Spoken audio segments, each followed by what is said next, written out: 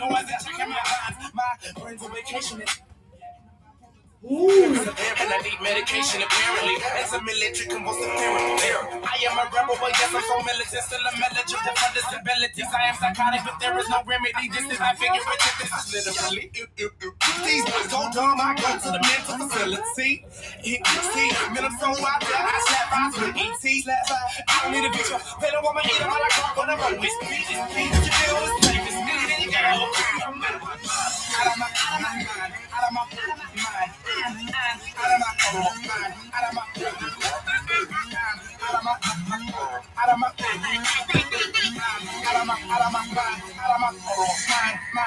What's your name, POV? So they calling you Bob. Stop playing, and you know that I'm known for the Bob. Couple hit songs, like you thinking you a heartthrob. Well, this thing's out good, nigga, don't wanna solve. You don't need a feature, I'm the feature. You gon' be the priest, and I'ma be the preacher. You gon' be the grim, I'ma be the ripper. Airplanes in the night skies like shooting stars. Well, you gon' really need a wish right now when my crews come through and start shooting stars. You know I'm all about shoes and cars. I'm kinda drunk for a booze Bacardi. I told baby when I get my newer bands and my brother when I wanna order blue Bugatti.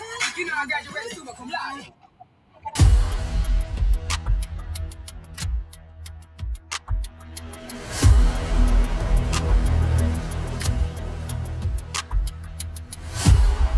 All I wanna say, they wanna feel.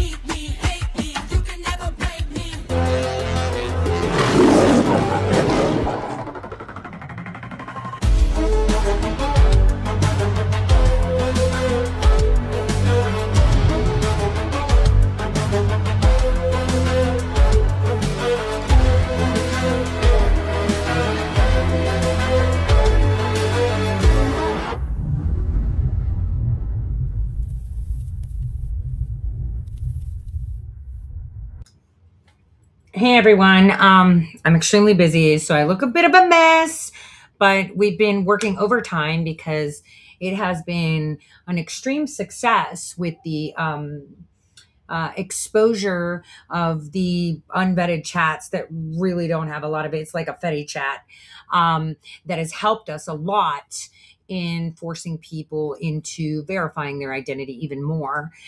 So we have been extremely busy. We are talking Signal chat, Zoom calls, the whole 9 yards.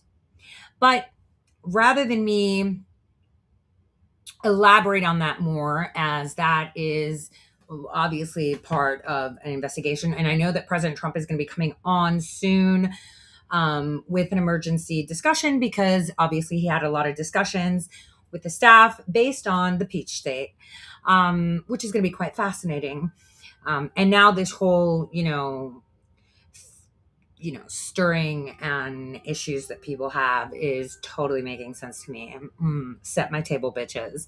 Now, I'm pretty sure that President Trump says that too, that people are going to set the table for him. So today, what I'm going to educate you on is on roles that people play within these alleged protests. So about 36 hours, I was going to air this yesterday, but I had so much going on. And it always seems like when I'm at the tip of something, there's just a lot going on. And I'm not talking about trolls. Trolls serve their purpose. I'm talking about like real life shit. So much going on, really excited about the Mayfield High School case. We're going to trial. They waited 2 months. They couldn't find something to dismiss it on because it was so ironclad. And this is pretty interesting. So what I wanted to talk about today was, the protesters and what they do. Now, I've talked about these things in depth into what they're talking about, what they're doing. So I'm going to just tell you what I need to tell you and then just play the video for you so you can understand it afterwards. What people often miss when they look at modern protest movements is that what they're seeing isn't spontaneous emotion spilling into the streets. For years, I've been saying how highly dangerous and organized these entities are, right? And I remember the people that are now reporting on it told me how dumb these people are and how stupid it is. I've taken names, I've documented those chats, recorded those, snapped pictures of it, because those that need to know should know. So I find it extremely fascinating, that now everyone's so fascinated in calling them dangerous, like I've been saying for years. So I thought I'd show you how dangerous they are. Now, having taken part in operations that one would consider a color revolution, an Arab Spring, an uprising in other nations, obviously with the facilitation of the taxpayer piggy bank, USAID, right? I thought it would be important that we look at one aspect. A lot of people see the demented, crazy people. I don't have makeup on. Do I have makeup? Someone said I have makeup on the left side of my nose. Do I? I'm a girl, guys, so my face is just shiny because I moisturized the shit out of it. I still want to look good, right? That Medicube stuff, real stuff. So thank you for the distraction. So going forward, there's a lot of roles that these people play. As you notice, like all these people that pop off, and they were talking about Minneapolis. I was saying, no, Texas is even worse. Wait till we get to New York. And New York is the biggest problem, but Texas is pretty bad. And obviously during my visit to Texas, I kind of reinforced it with many people. Hey, you got to really start cracking on this stuff. Just like I have, no, I don't have a smudge. That's called a shadow. It's the lighting, because I only have one light in this room right now and then daylight. So it's not a smudge. It's a shadow because I have cheeks. All right. So, everyone's just, I'm focused. So, as we've been observing them, I told my team, hey, what I am really interested right now is educating the people so they could see it. So remember when the Nick Shirleys popped out, they didn't come out of nowhere. That guy was in that group with the Antifa stuff. The drunks like Nick Sorter and all of them, how they actually just go there and they gaslight them so they can get a response on camera. And the responses you see are from the crazy ones that actually believe that all of this is real, because we have to understand that these people actually believe this is real. There are people that they recruit through these lower level either chats or Zooms that are, just angry lesbians, I guess. I shouldn't say that because they're not all lesbians, but so, there are multiple roles that are being played. So you see the crazy libtards and the people that are actually mentally hindered, psychopaths that fixate on shit. They're fixated. I hate Trump, so I'm going to expose him and I'm going to get him. I have a lot of those psychotic people, around me, not the jealous wannabe influencers. We're talking really mentally ill. So, as I was watching, I was like, what's missing? Education. And I love education because we've been studying, obviously I've been trained in these things, not because I was deploying them, but I was part of the planning of those operations, like the one in Ukraine we did, right, with the Maidan. And as you know, when we were missing the, the shooter, the ICE shooter, I found him in Dallas, Texas, texted them right away because we knew who he was, because we knew that he was present in the Hong Kong protests. Again, another Brennan Obama backed scenario there. So I was thinking, okay, let me educate people so that way they can understand what these roles are. So we've got the libtards that engage with the gaslighters, the Savannah Hernandezes, the Nick Sorters, and all those people that go, and the Jake Langs, or your shaman guy that everyone thought was such a patriot, even though he posed with Nancy Pelosi's son-in-law.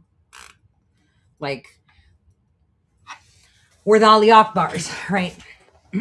So, here at these protests, aside from the gaslighting lower level people, we have organizers. Remember, during the Summer of Love, we had identified a bunch of attorneys, right? I know a lot of people are talking a lot about sedition hunters. And if you look at my articles, I exposed a couple things that they put on there. Wait till you see more about that. That we're not even getting to that. But I think it's important that you understand the roles. And the most crucial role, and hopefully, whoever's nannying my streams can take note, because this is like super important. We have a lot of these people that are engaging in these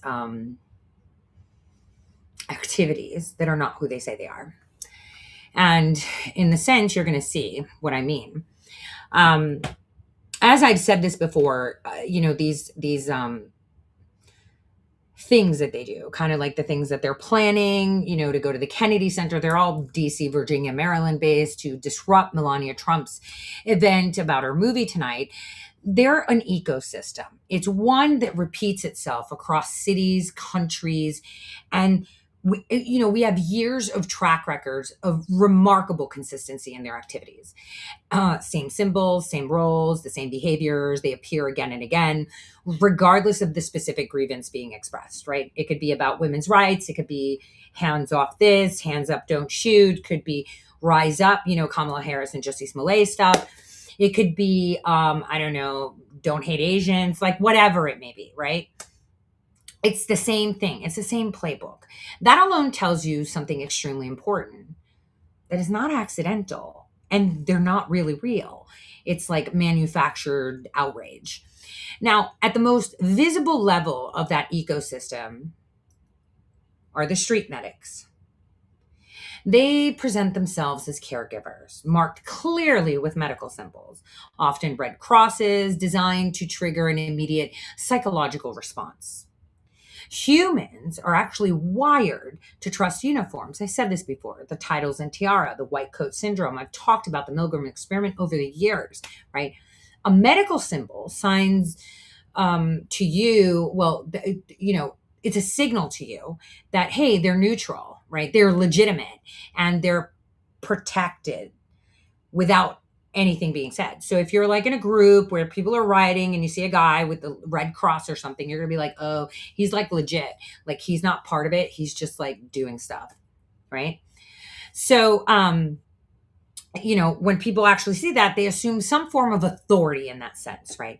They assume they have permission to be there because they're, there with the symbol. Just like we saw a lot of the people that broke through the barriers, they had stickers, and obviously from the teams, they were color coded. That's another story for J6. But we did have a lot of people that said media that weren't media. So almost everybody and their mother was wearing that, saying they were media. I mean, I see a lot of people parading around online, putting things out like they're media. So you assume an official relationship to what's happening, right? Even when there isn't one, right? You just see someone with a medic cross and you're like, yep, right? That is something that you can define as a transactional relationship to the event, right? Observers infer that these individuals belong there in a sanctioned capacity. Now, functionally, these medics serve a role that goes beyond first aid. We're not even going to get to the part where they're just posing. We're going to go to the beyond first aid. So first, they treat injuries on site so participants don't go to hospitals. Hospitals create records. Records create identification. Identification creates arrest. So by keeping care inside the protest environment, the movement avoids contact with state systems entirely. No police, no emergency services, medical reporting, all that, right? And the result is a closed loop. Injury, treatment, recovery, and return, all without any external oversight. No paperwork, right? Pretty simple. But the medic is just one role. Like if you zoom out and suddenly you can see a broader structure, right? That becomes visible. Protest movements organize themselves into subgroups. What I would say tribes, right? Or, some focus on the medical care, while others on legal observation, others in logistics, other in communications, others in directing the crowd, like, let's break this barrier, or they have direct confrontation. Now, the medic role is the most obvious and the most benign, allegedly. It looks humanitarian. It disarms anyone from criticizing them, and it's the hardest to challenge without appearing cruel or authoritarian. Now, these roles are almost always volunteer based and they're ideologically driven. I mean, if I remember correctly, down at St. John's, or was it New York, where they arrested these pairs of lawyers, one of them was posing as a medic, right? So these are really important things, right? They show up because, some of these volunteers will show up because they believe in the cause. And the system trains and reproduces them. And I wouldn't say like the system is hierarchical, right? But it's cultural. Knowledge spreads through soft power. Informal materials like zines, guides, and PDFs. They're not fringe curiosities. They're actually practical manuals explaining how to participate, how to take on roles, what gear to bring, and how to operate independently. Now, so today, rather than begin talking about power, I thought we could begin talking about care, because every successful mass movement understands that the same uncomfortable truth, right, exists. People don't step into risk for abstractions. They step into it for each other. So the first structure that we build is not confrontation, but legitimacy. No authority, but trust. That's why I'm talking about the medics first. Now, across uprisings and governments later labeled color revolutions, the pattern is unmistakable. Serbia's Optor in the late 1990s, Ukraine's Orange Revolution, the Maidan protests, Hong Kong's 2019 demonstration, Egypt's Tahrir Square, the decentralized protest networks that spread across U.S. cities in 2020, each of them developed parallel support roles: food distribution, communications, legal observers, and always visibly medics. Now, if you remember, I talked about how we have that one guy that actually created and partook and deployed Optor in Serbia, who's sitting right now in Virginia training all of the lunatics in the area, right, that want to overthrow our government. And that is something startling. I mean, one might say he may be a double agent working for us since we brought him to the U.S. Another part of me says he's not a fucking U.S. citizen. Boot his fucking ass and deport him. Let's not just collect, these, idiots that thought that they could come to our country and traffic drugs and people and these evil monsters. But hey, why not get rid of the people that are training our own citizens to overthrow our government when they have a successful track record of doing so?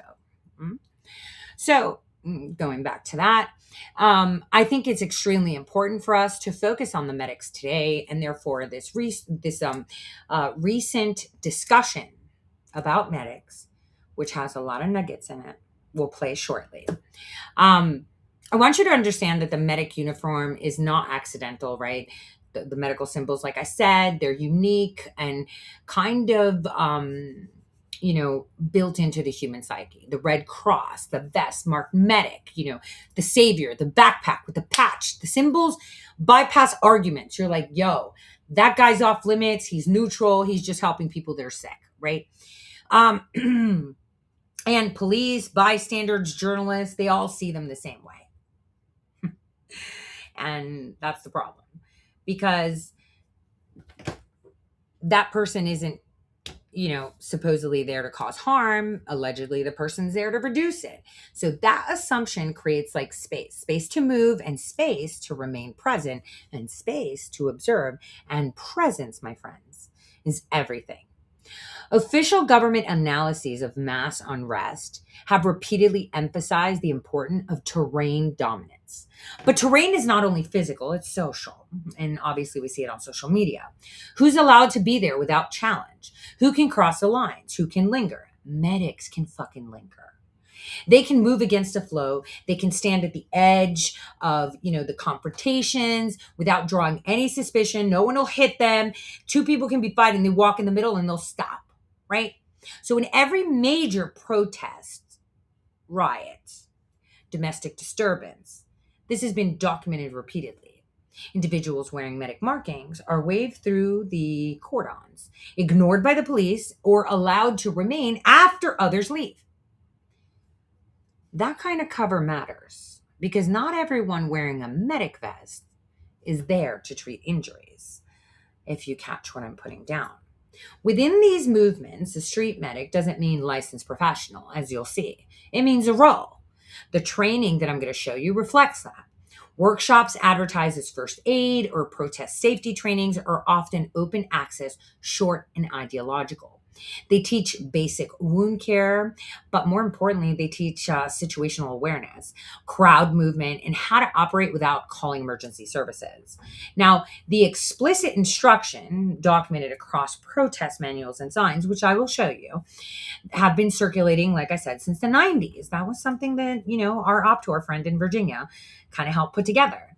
And that's to keep people out of hospitals. Hospitals create data. Data creates leverage for the government. So the result is actually a gray zone. Some people acting as medics have medical backgrounds, many don't. Some attend a single weekend training, some simply wear the markings from the outside, so that way they can look invisible. And that invisibility is the point. The symbol works, not the credential. So this ambiguity allows the role to be used flexibly. A person posing as a medic can legitimately carry supplies, radios, weapons, phones, cameras, or protective equipment. Weapons, I repeat that, weapons, right? Or simply be present in places that other people can't. So they can move between groups, they can relay information, identify weak points, or simply be present to listen to things post or after or close to cops or close to the protesters and give direction. They document interactions with police under the pretense of medical readiness. They act as scouts, messengers, observers while maintaining the appearance of neutrality. Now, this is where it gets sticky. So when I saw that there were a ton of medic trainings, I thought the lower level one is the one that I'm going to show, kind of like, it's not completely unvetted. You had to kind of be invited, but we didn't vet anyone. Unlike the signal chats that everyone's going crazy about in Minneapolis that are completely unvetted, free for all, Fetty chat, which is bullshit. And all the counties, they're all bullshit too. We have vetting processes. I've said that before. We need to know IDs. We ask them for the IDs, all of that. Okay.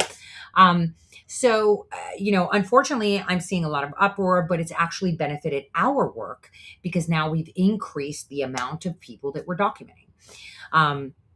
From city officials to high-level prestigious people within the communities, from current and former federal employees to active duty military, reservists, professors, the whole nine yards. And so, it's important for us to understand that these roles play cover. So when we saw, in fact, Nathaniel brought it to my attention, holy shit, they're doing medic trainings. I was like, oh, is that what it's about? So I'm on the calls, Signal and Zoom and Google Hangout and Slack. Everyone is training medics. So then you have to wonder, what's the next event that's going to require medics? Probably what's coming soon. We'll wait for the present to see if I'm not going to let the cat out of the bag. But what do I know, right? I'm just the grifter. That's just been right about every fucking thing. And big names take all my work and then posture it theirs because they're the ones that are allowed to speak. And I'm fair game with that. This is how you give me cover. So I'm good for now, even though it really hurts my ego. And that's fine. So, I want you to understand that governments have actually noticed this. Like, I know our government has noticed that. Internal security briefings from multiple countries have put that on the record, notably after Hong Kong in 2019, which is kind of the same groups that we're seeing here, because the guy that was arrested in Dallas, this is why we were able to identify him. Hey, Texas, still waiting for that damn fucking reward, by the way. You know, they explicitly stated medical cover, right? So the Hong Kong protests with the umbrellas to shield, the Zion circulations, the medic stuff. These are the people, this is the protest group, or I guess riot group, that allowed us to see how they operate when there's multiple governments actually involved. Just saying. So in there at the Hong Kong 2019, information that was gathered, it explicitly mentions medical cover as a factor of complicating crowd control, right? Many analysts note that humanitarian roles actually blur the line between participant and non-participant. And that makes enforcement really, really difficult and politically costly, right? Because what if you know that the guy posturing as a medic is part of, the Sinaloa cartel? And he's got an Uzi in his back pocket. But right next to him is another guy that may look like him that doesn't have an Uzi in his pocket. He's just some random volunteer that thinks he's doing good. And you take them both out. You took an innocent person, but how am I supposed to know? They all said that they were using this cover. It's like not knowing where to whack them all. That's why I said those signal chats that everyone's yapping about are catfish. So think of it like a catfish thing. Here's our medics. And it's like, but 8 out of 10 of them are not really medics. They're there to provide supplies, weapons, toxic substances, directing trucks so they can block avenues, so they can create a massacre, things like that. So, detaining, a masked protester or someone that broke something is one thing, but detaining, arresting, shooting, hitting, defusing a medic, whoa, shit. You're going to find that shit on the front of every damn magazine, even if you were right. And this is where the ecosystem actually reveals itself. The medic is rarely alone. Around them are legal observers in bright hats, volunteer journalists, live streaming. Pay attention to that. Logistic teams are distributing supplies, and unmarked participants are prepared to escalate. So each role reinforces the others. So the medic normalizes the presence of the movement because it makes it look official. Like, we've got medics on staff. So we've got legal shed. We got food. We're bringing snacks because that's what they all organize. I remember when I was talking to someone a couple years ago in DC, FBI, and I was like, this is really dangerous. I'm seeing this escalate like crazy. They're organizing food. They're going to be doing this and that. And what they said? They said, oh, they're just idiots. And I was like, are you fucking insane? Like, these people have logistics upon logistics. Like, it's like run like a well-oiled machine. And we've got issues because there's a lot of foreign funding, which a lot of people are saying is Canadian, but it's actually CCP. And a lot of the CCP money is coming from Harvard because the stupid database that everyone's, oh, look, they're doing it on chats. It's like, shut up, dude. There's a whole fucking database they're pulling it from. So it's not really like they're sharing, live license plate information. Harvard software literally compiled it into a document. And you know what? I wanted to help Cam, thinking that he was actually legitimate. And I said, hey, don't say that. That's a catfish. Here's the link where it's at. And the guy blanked me. Like, he was like, I'm saving the country. I'm like, oh my God, this guy's like deranged and stupid. And everybody else is too, right? That reported it. So it's really bizarre that people haven't even educated. I mean, Mike Benz usually takes all my shit and pretends he's an expert. So maybe under his subscribers, he's going to take this and start analyzing it. But let's start with the medics. I'm going to show you this exclusive call so you guys can understand just how dangerous it is. Because again, because all these structures, like I've said so many times before, are decentralized, it's whack-a-mole. There's not one center head. They who run all the little groups, it's like individual groups, and then they like all coalesce, and then they all split. They all have different leadership and everything, but they all draw their information, trickle down to the lower level from the leadership where we train leaders, because we're in the leaders who train leaders groups, right? So it's trickling down to the rest. So we've got the idiots, the people that take on roles like I've showed you years ago, where they're like, I'm going to be arrested. I'm this team. I'm going to do this. I'm that team, right? They're very well organized. So when I'm seeing people that are supposed to be real journalists and they're like, oh my God, they're so organized. These aren't like this. It's like, bitch, where you been? Like, hello, where have you been? Like, this has been happening. Was BLM organic? How'd they find the paint? AFL-CIO funneled most of that money, but the AFL-CIO money that was funneled was actually foreign. I know that the FBI is going to get to that at some point. Almost like how they got to Georgia finally. Not like I said it was going to happen, but I digress. So I want you to kind of watch this video with that in mind, right? So you can understand that from the inside, these people having them there, it doesn't feel like subversion. It feels like a necessity. And they see the government as hostile, right? So emergency services are actually extensions of enforcement like the government. So that's why they build allegedly alternatives. So the volunteers or the protesters are like, no, we don't want to go to the hospital because they're going to arrest us and the police are going to get us and we're going to have ambulances. So then they bring people on that play medic, but there are actually a few people that train or that are actually medics because they're super deranged, kind of like the nurses that were dancing during TikTok, movement of COVID, right? That believe in this stuff. So these alternatives are built because they want that to pacify them because they're fighting against the government. And once those alternatives exist, separation becomes fucking possible. Because once separation becomes possible, parallel legitimacy actually emerges. And once legitimacy shifts, power follows. And this is why governments that are studying regime instability focus less on slogans and more on logistics. That's the Chinese method, by the way. And they focus less on anger and more on care networks. This is why you hear them talk fluffy and you're like, how do you listen to it? And it's like, guys, this is Chinese protocol. They started this like 30 years ago. But yeah, well, that's a story for another time. But for now, I wanted you to understand that movements that feed themselves, treat their woundeds, communicate internally, and protect their participants from identification no longer depend on the institutions that they want to challenge. So these protesters, these affinity groups don't even need to declare a revolution. They just simply stop asking for permission. And that's where it gets dangerous. So I'm going to kick off with this call for you guys to watch. And please enjoy the show.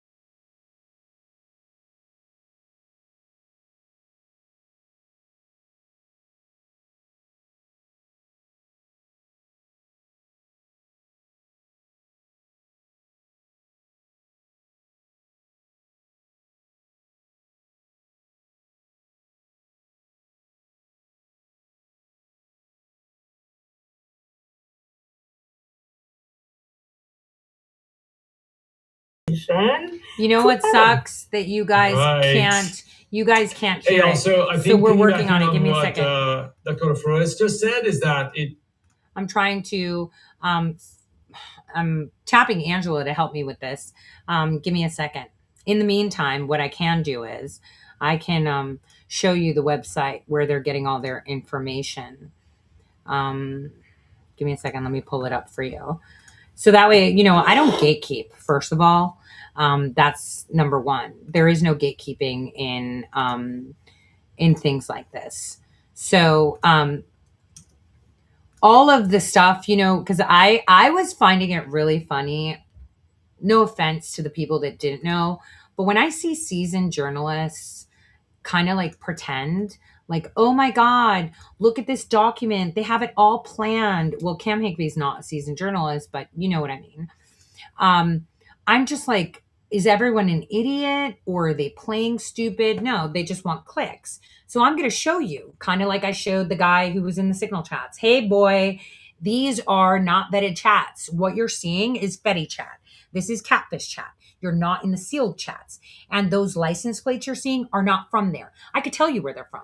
They're from Harvard. They created one to track all the protests. They created one to track all the fucking license plates. And they have people from the inside. And I wrote an article about this in 2018 on Big League Politics on these memorandums of understanding where a regular cop or anyone that has access to a free-for-all. And I think I highlighted Minnesota specifically in that article in 2018, that they can run anybody's fucking plate and pull up all your data, right? So it's not like I'm new to this like other people are. I've been talking about this. And that was one of the biggest problems that we had as a nation, that our data was readily accessible to anyone that had access to an LEO system. And in fact, I showed the memorandums of understanding that fell under Executive Order 12333 that everyone blew their mind when they read it, on how they have this interaction with attorney generals of your state, where the attorney general's like, yo, FBI, give me access for my local people, and then your local people can have access to my shit too, right? And I blew that shit up, and it was kind of reported. So then I threw in the Peter Strzok thing so people could start paying attention to my stuff, which drew way too much attention to me. So I have been talking about this for a very long time. So when people are like, how did they know? And it's like, you're dumb. If you actually knew what these protests are, like us, because we are subject matter experts, right? We've been looking at them for a long time. You would know that Erica Chenoweth, that was at that Chinese CCP sponsored institute at the Colorado State University, moved to Harvard Kennedy, where over there they created software to track all the protests around the fucking world. And not only that, they created a database with all the license plate. I shared the link publicly on my X, even to the people that are reporting on this. I'm like, guys, can we like stop with the misinfo and actually go laser focused and give actual information? This is why I applauded Kash Patel, who said, we're waiting for the public to give us information. Because again, I've said this before, I stopped watching the high level, chats where there's State Department and DOE, DOD, military, and I've delegated it to, other people, right? And I'm watching the lower level stuff where I'm kind of just seeing their recruitment process more than anything. Because if it's someone that's connected with the government or a foreign government funded, right? Then when you arrest them and you try to charge them, it'll be like you didn't have a warrant. I know it sounds crazy. I know that they'll be guilty as fuck, but there are procedures. And this is why Kash Patel said he's waiting for the public. And like I said, we've been sending all of this shit to the FBI. If you notice on the video at the top, there's like a number. That's how we archive on the blockchain all of their fucking Zooms and calls and everything. So someone said, I check with you. The work Benz is doing is important, but not through thorough as you. And Millennial Millie got the information from us. We gave it to her because she had a bigger platform. And at that point, people had shut her down because she had been arrested and detained by DHS. So again, right? She was probably part of the circle that was trying to handle me. Period. So again, I'm going to show you guys why I started with the medics, because when they have mass medic training, which is California started it, Georgia started it, New York, Minneapolis, of course, because it's like, you know, where the center of the show is. We've got it all over. Ohio, they're all training right now. That's a concern because you don't need medics if you're not going to do something crazy. And they're expecting this shutdown to happen that I told you about months ago because they talk about it. And I wanted to demonstrate just how dangerous it is. It's horrific, to be fair. Now, let me share this this website with you guys. So this website, let me see how I can put it on the screen here, because I wasn't really going to stream because I have so much to do. I'm currently recording on the other computer another call. And I kind of out of myself showing you guys these things, but I really don't care. This isn't, here we go. All right, so let me make myself tiny. All right, so these are what we call Zines. Now, these kind of websites are everywhere. This one, the central ones that were used in the Hong Kong protest, these were actually originally created when the CIA worked with people in Serbia to, you know, when they wanted to break up Yugoslavia, right? They needed to create turmoil, and this is how they created Serbia, Croatia, and everything, right? And then the massacres happened and whatnot. This was all orchestrated destruction. And so the guy, like I've pointed out, that sits in Virginia, I've put him on your screen before with calls where he's training. And the only time that I show these calls are when the persona that we've used is burnt or changed or forgettable because they can't find us. So this is where we use camouflage. So we don't go out there and instigate. We don't pretend, you know, blah, blah, blah. This is why I show you stuff from June, you know, in October or September, because of that, because there needs to be a delay because we don't want to burn our personas in these. So I want to show you what's coming, right? Or what they're planning, because their plan is for May 1st. They're going to kick it off May 1st. And this is a nationwide thing. And the British government, for some reason, has a big old fucking chunk of funding going in there. But I want to say that it's the UN, because now with the Board of Peace, the UN is pretty much rendered CCP because they own it anyway. So let's get to these signs. So these show you things you can do instead of calling the cops, right? So this one is a catalog where they tell you how you're going to do it, what you're going to do it, how you can see it, you know, how you cooperate amongst each other to avoid the police. So it even gives you suggestions and methods on how to do this. We have affinity groups, essential building blocks of anarchist organization. Now, we've read all this. We have been reading all of these things because the key thing to understanding what you're seeing is to be educated. And I see a lot of people that are just plain out dumb talking about this stuff that are not educated. You have to read a lot of books and be able to contain a lot of knowledge and be able to piece together things very well and not forget facts. And that's something that I praise myself on, that I don't forget things very easily. I mean, when it comes to day-to-day stuff, oh my God, I'm the worst. But when it comes to stuff like this, not so much. So these are all handbooks that they have, where each affinity group, you know, how they go. They show what kind of things, Antifa super soldier strength training, you know, how they can do it. This was published in 2023. This one actually came out of Erica Chenoweth's time in 2023 when she was at Harvard Kennedy School at Harvard. Now, what happened was under the Biden administration, they gave a shit ton of money to Harvard to bring her from Colorado over there. And Chenoweth, who's like sidekick with Maria J. Stefan, who I told you blew the whistle. And then all these influencers, rather than citing me, cited themselves as experts, started to say the same thing. So, I can be fucking annoying. I'm going to be like, because I'm salty, I guess. Salty because they're only doing it because it's profitable, not because they want to educate. So let me educate you on this. They have a lot of different manuals for a lot of different aspects of things, right? And these have been recycled, as you can see. This one is a new one. Let me see if I can pull this up. Print version download. All right, let me see if I can show you that one. You should see it. because this is education. Wow, Angela, thank you so much for getting that up for me. Due to the storm, I've had a bit of a major issue with my internet. Okay, here we go.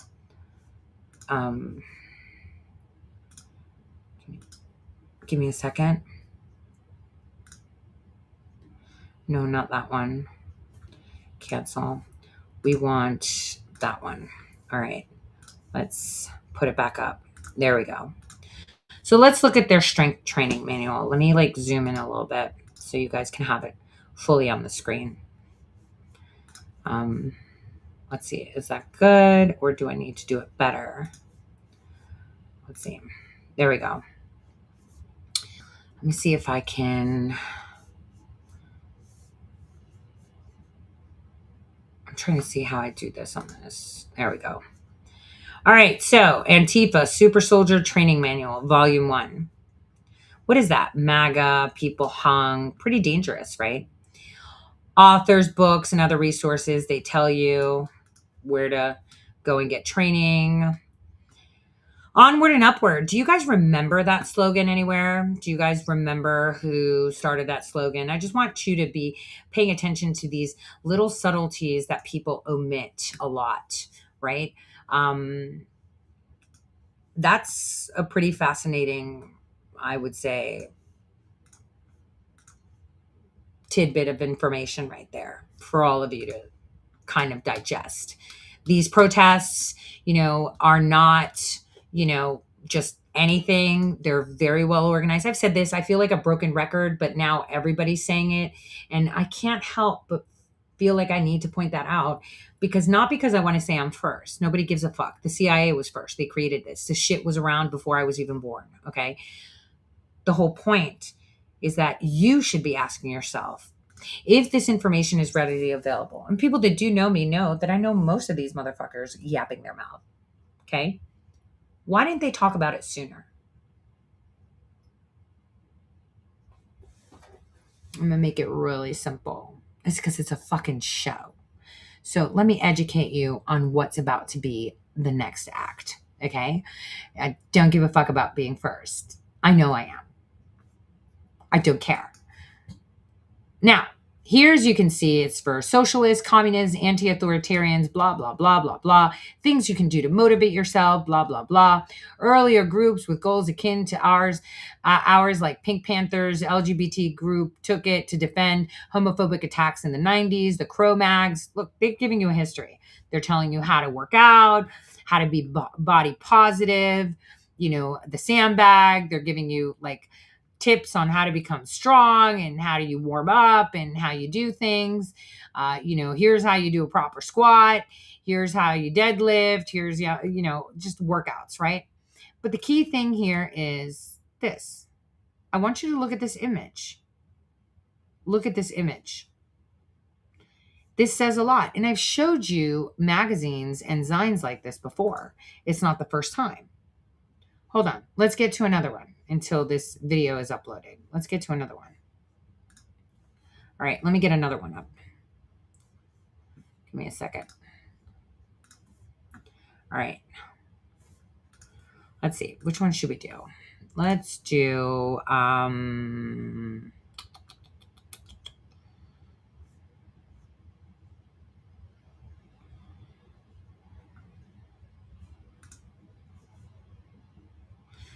yeah, one that's going to be pretty pertinent soon.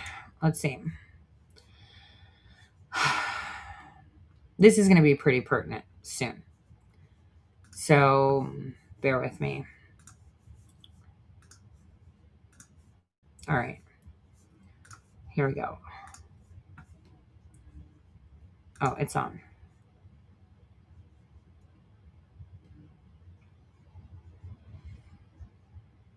All right. So this is how they occupy homes and buildings, how they infiltrate them, like Occupy San Francisco. That's why I said this has been around for a long time. So when I talk, propaganda, media, blah, blah, blah, blah, blah, right? when I say ask yourself why they're talking about it now, right? Why aren't they citing real education? It's pretty simple. Look at this.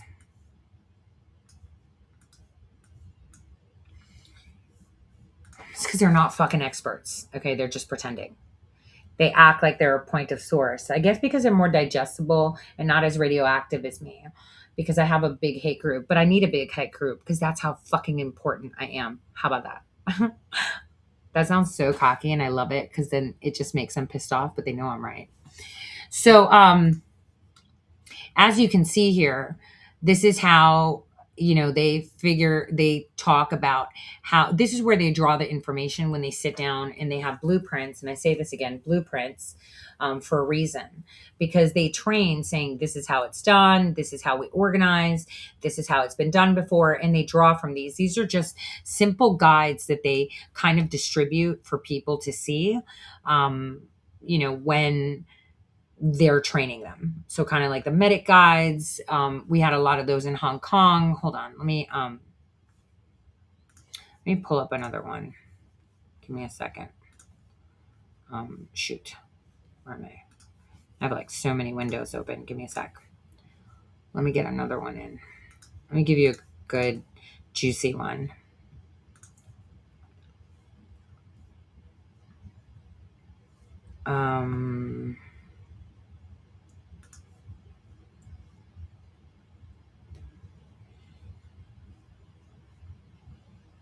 This one is really interesting, but I don't think we should enter that right now.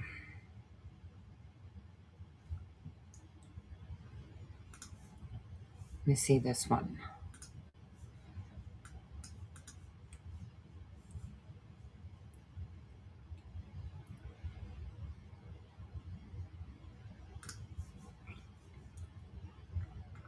Give me a second.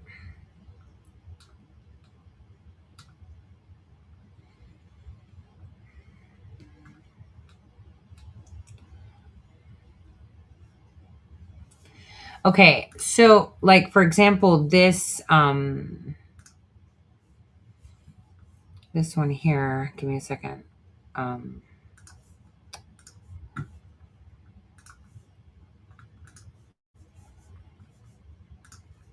Okay, there we go. It talks about the illegitimacy of violence and the violence of legitimacy. It kind of gives a guide to them on what is considered violence, when is violence acceptable, how it's done. And as you can see, that's a really bad misspelling right there. But they have a lot of quotes. Occupy Wall Street, been doing it since then, observing that. I wasn't so heavily involved in it. I observed it. I know that Patrick Byrne helped fund most of it.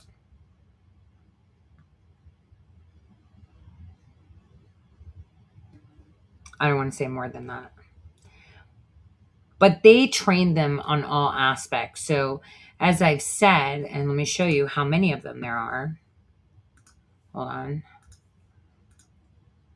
These protesters have a ton of training materials that you can learn from. So to all those that take my work and pretend they're experts, at least, use the guides that I put out and at least educate the public. If you're going to make money on this shit, at least, make it, worth people's while because you hide my shit behind paywalls. Like, and that's another thing. When I see them say, oh, let me give you exclusive shit to only my subscribers, it's like, aren't you supposed to be reporting? Aren't you supposed to be educating the public? Isn't that supposed to be free? And if your work is so good, people will just fund you. I always say that. It's like those chicks that you see on TikTok who I fucking envy, where they're like, hey, I want a sugar daddy. Everybody cash at me $1. And she has like 30,000 people on there. She's like, thanks. I'm able to pay off like my student loan. And I'm like, shit, that's the way journalism should work too. They do good work, they should get paid. They don't do good work and they're just catfishing you and luring you into subscribing because they're somebody. They're nobody. Why? Because they went and had coffee with someone? Why? Because they took pictures with people? That's what's important. What did you take away? Did you learn anything? That's the key. We pay for information. No, We're supposed to be supporting those that are providing the education free of charge. Here's free of charge. Zines by category, right? So they're telling people here how you can do consent, accountability, anti-oppression tactics, direct action, DIY shit, history, so they can draw from it, theories, organizing. So like here they have a lot of documents on how you can organize, pulling through other movements. Let's go back. We've got prisons. Let's look at that. Look, they have a ton of information in here for everybody. I mean, this is a database for all of them.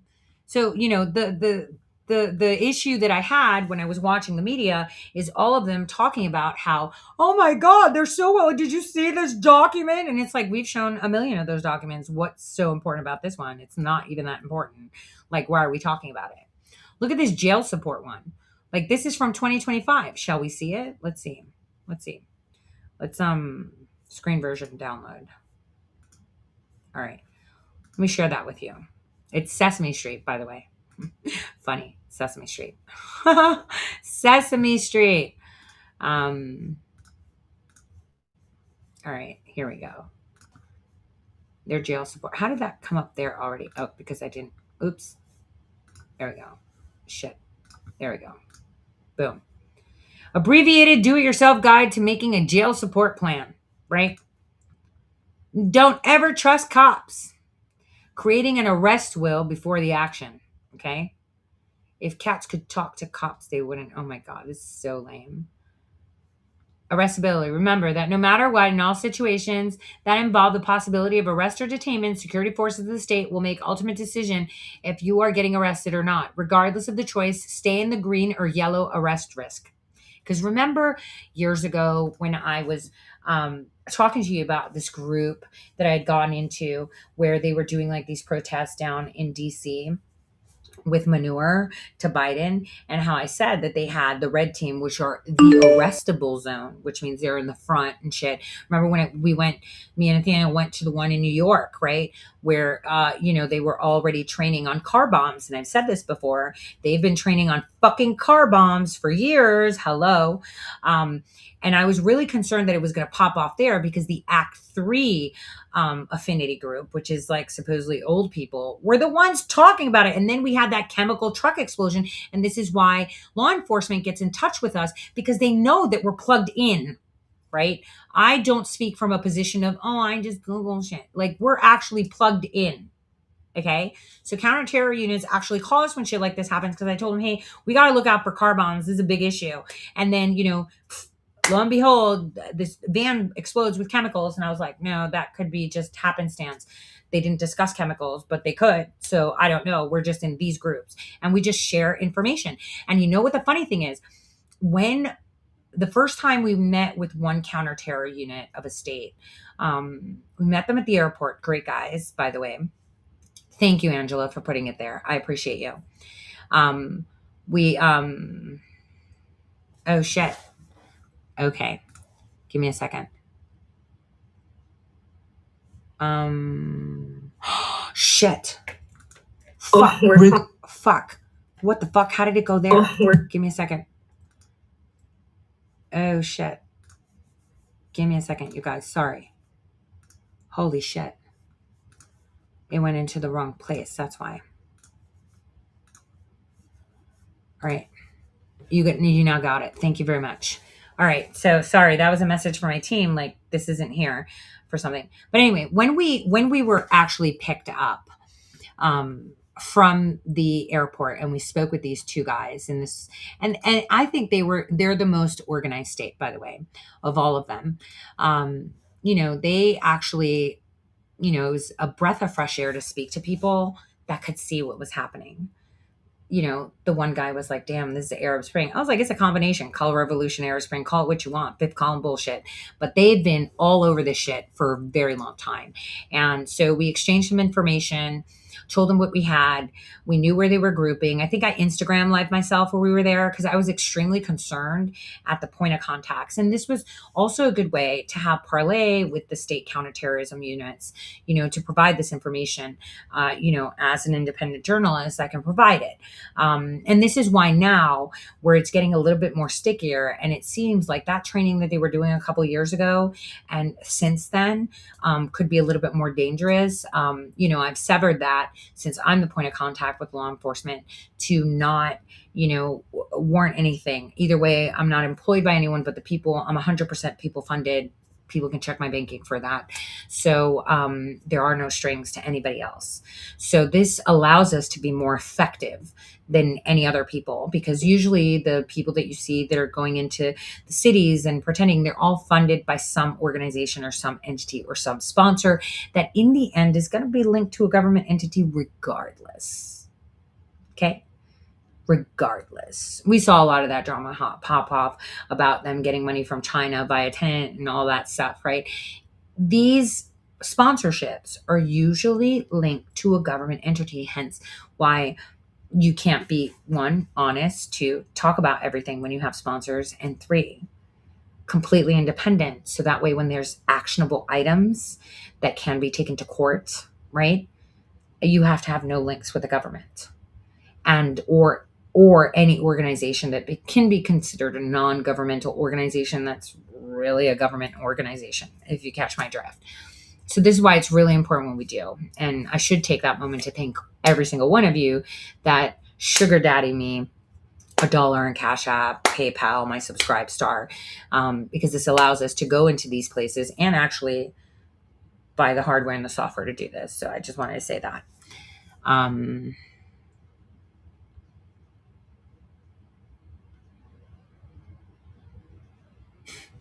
Stephen King's a little bit salty. Look, didn't I say where he is?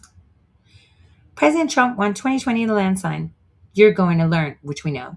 Not only that, Melania will rule the box office. Wait a minute, what? Did he just admit that President Trump won 2020 in a landslide? Ha! Horror film right there, isn't it? Bangor. Isn't that interesting? That's freaking interesting, isn't it? Did you guys see that? Let's look at it again. What is going on here? Stephen King just admitted that, he did win 2020 in a landslide. I thought he hated President Trump. Someone tell me we're being punked. Someone tell me we're being punked. Or was Mr. It always on the other team? Or has the writer forgotten that commas in statements, come up? Not only that, not only will we learn that he won in the landslide, but Melania will dominate the box office. I really wanted to go see the movie too, but I can't. I have a lot of work and my mother's dying to see it too, but I was like, you can't go to the movies. I'm not taking her with a pick line to any movie theater. Sorry. I'm not doing that. So let's keep going. Here is their support plans. Look at that. My gosh, bail versus bond. Do we remember how Kamala Harris was bailing all of them? Do you know, these are the lists that they have. This is a new list that just came out in 2025. So it's a little bit more juicy and has a lot more to offer us right now. So here it tells us bonding agencies. So what a protester, wow, with a Molotov and a hammer. Looks very peaceful, right? Super peaceful. So what a protester should communicate to the person holding their arrest will. So they have an arrest will. It's kind of like my best friend. She's not going to come so she can cry for me. She's going to come to delete my shit, pop my, dead man switches, and make sure that everything's clean. That's literally what an arrest will is. Erase my phone, call my mom, take my money, feed my cat, shit like that. I remember that when I was practicing for an arrest will with one of them, I was like, oh, but I have 2 cats. And they're like, oh, we have a group for that shit too. And I was like, the fuck? They even have a group for people who get arrested to have their cats fed or taken care of. What the fuck? Like, that is how highly organized. This is why for years I've been saying these motherfuckers are organized. They're not liberals waving around dildos only, right? With vagina hats, right? They're not retarded, right? I mean, the people on the ground are like a little bit mindless, but the people nudging them are not. They're actually geniuses. Because, like I said, I just threw it out there like, oh, I want to put in my will, like, I got 2 kitties at home. And they were like, oh, where are you? I'm in the brownstone, like right by there. You know, this for New York protests. And they were like, yeah, we have like a local one. Every area where we hold protests, we have places for pet sitters, like in case you get arrested, so your cat doesn't starve, your dog can be walked and stuff like that. I was like, damn, they even thought of that. Think about that for a second, how organized they are. So that's what an arrest will is basically.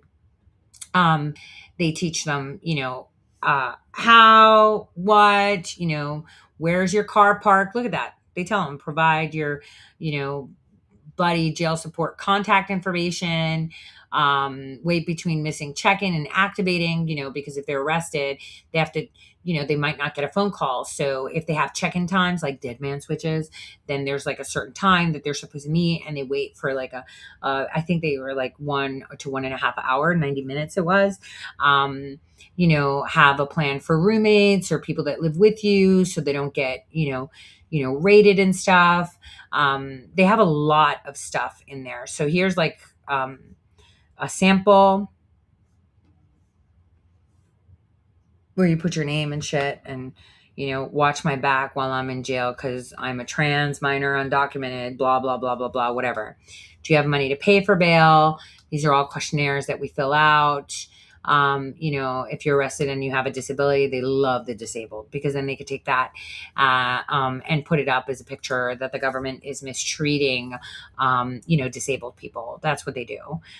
So it's quite fascinating, you know, when you watch them in action, and we've been watching them in action. I know a lot of people, when I play these videos, they're like, oh, you must be a hero sitting through it. And again, the language that they use is always going to be language like, oh, we're of love and we're going to be nonviolent. And it's like, if you were nonviolent, you wouldn't be flying to another country to train with Pakistanis, Indians, Serbians, and other countries like the CCP to be able to learn techniques, how to overthrow your government without violence. And I'm pretty sure we're seeing a lot of violence. So that doesn't really make sense. I mean, today we're waiting for them to turn up at the Kennedy Center at 7:15 so that they can dress up in fancy dress and mock Melania Trump. Why not? So they could get the cameras there rather than on her film.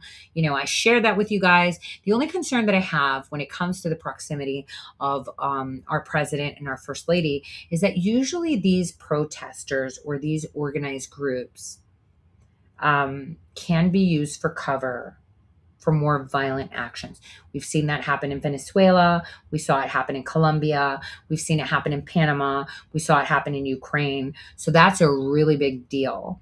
And this is why I raised more public awareness. And obviously your right-wing media didn't pick it up because they don't think it's important. But they'll pick it up if the president talks about it, right? So that's a big concern right there.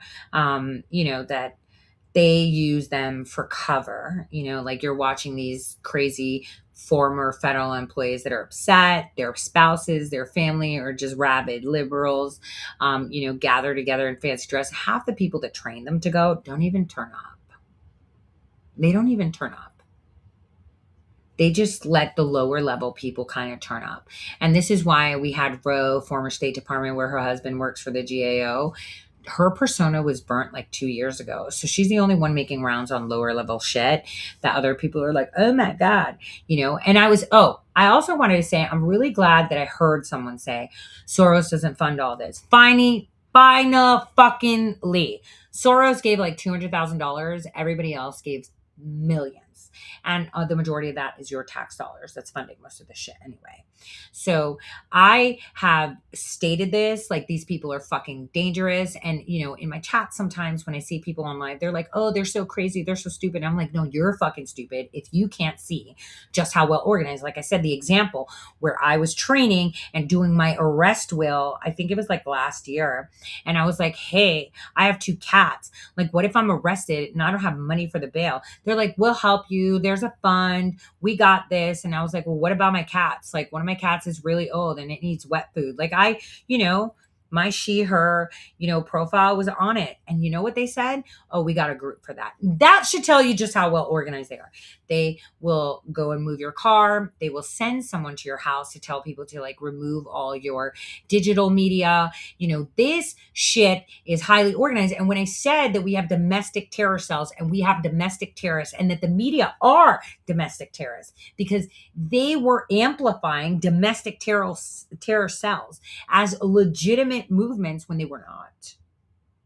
That is the problem. I mean, remember, we had Don Lemon pushing this racial fucking division with Jussie Smollett, and he's the one that ran it. Oh, there's no evidence. Yeah, there fucking is. This is why CNN scrubbed the first thing of him talking about it. It's been scrubbed, and it was scrubbed off my server when whatever motherfucker Ali Akbar, Millie Weaver, deleted my server from CompuServe with the help of Scott Adams, not the late Scott Adams, but Scott Adams, that supposedly is still on Red State Radio, which is part of American Thinker, which are really not American Thinking. Or is it American Thinker or something else? It's some other conservative magazines that's very bushy.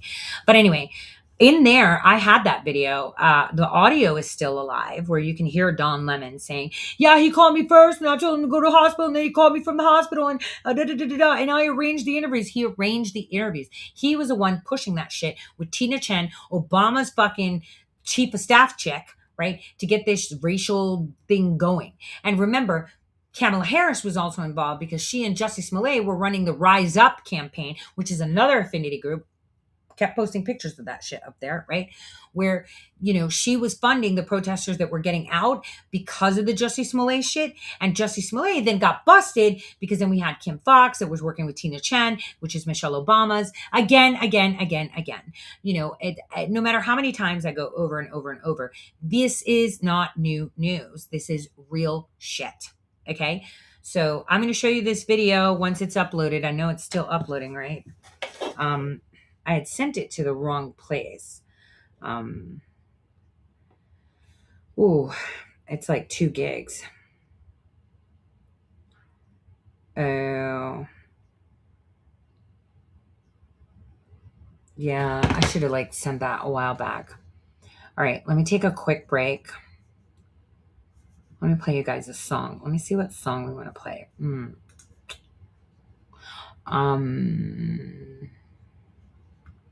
Oh, let's play this one. Wait, is that the... No.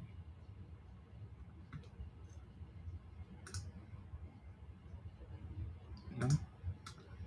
Hold on. This one.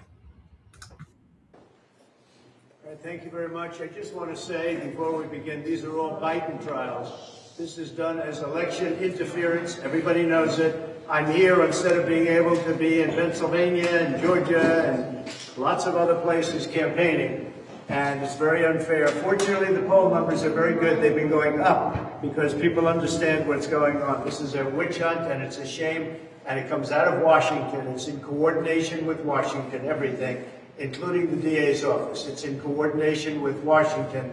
I just want people to understand that this is done for purposes of hurting the opponent of the worst president in the history of our country. Second of all, we have another trial going on right now. That's Letitia James. She campaigned on the fact that I will get Trump. I'm going to get Trump. And it has to do with a bond of $175 million. First of all, she doesn't want me to participate with financial companies in New York. So we have a company, I guess, based in California. It's a bonding company. And I put up $175 million in cash. But she says the bonding company's not good. She doesn't like the bonding company because she doesn't know if the collateral is good.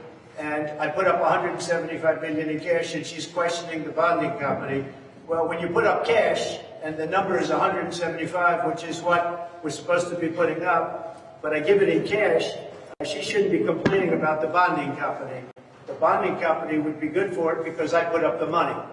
And I have plenty of money to put up, but nobody is going to be putting up with this. Nobody is going to be listening or coming to New York anymore. Businesses are going to be fleeing because people are treated so badly.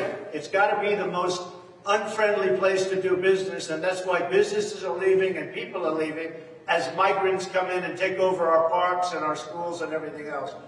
So on the Letitia James case, she's the worst attorney general in the country, by the way. On Letitia, and she keeps a lot of business out of New York, and businesses that are here are leaving. And that means jobs and a lot of revenue. Somebody's going to step in, the governor or somebody has to step in and do something because your businesses are fleeing. But on Letitia James, the money was put up, it's $175 million, and I don't think she's complaining about me for the first time ever. She's complaining about the company, but why would she be doing that when I put up the money? So I just want you to know that that's taking place in front of an extremely crazed judge who's the most overturned judge in New York State. He was overturned 4 or 5 times on that case alone. That's, you know who it is. I don't have to mention names. I want to be nice. I want to be very nice. But a thing like that and a thing like what's going on right here should never be happening. It's a very, very sad day in America, I can tell you that. Thank you very much.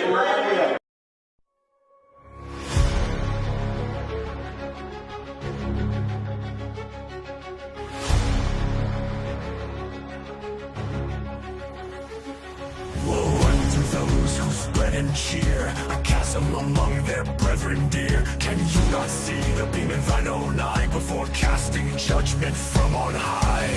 In God we trust, let this be our creed, to build bridges not walls, to plant love seed, for in the embrace of unity we find the strength to coexist, you see.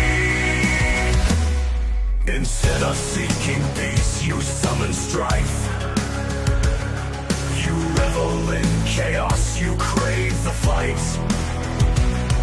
But there is but one race, the human race. And in unity's light lies our true might. In God we trust, let this be our creed, to build bridges not walls, to plant love seed.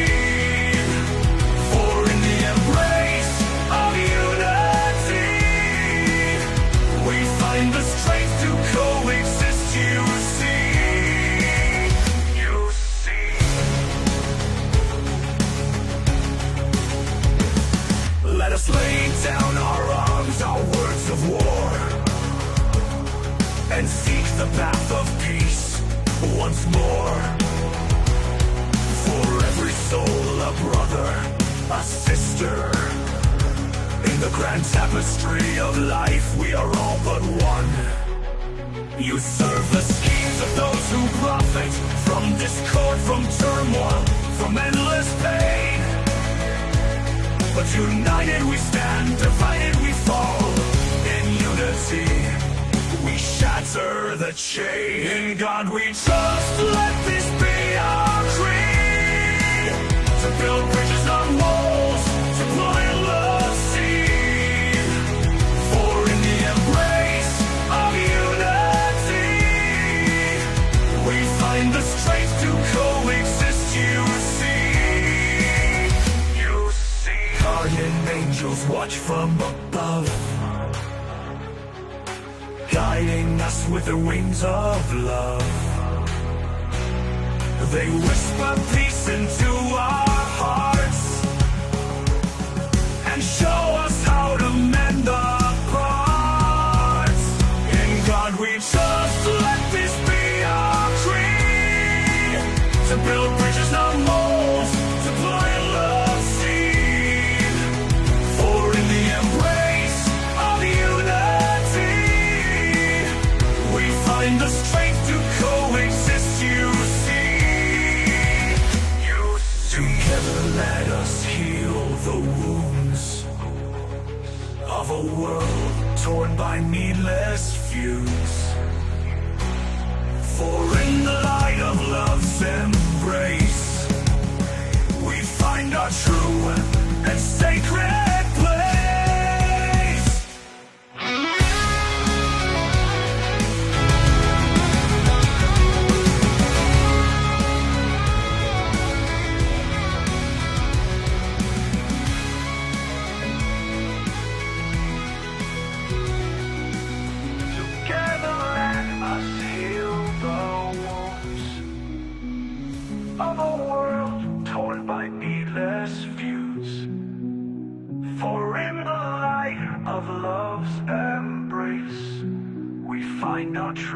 sacred place.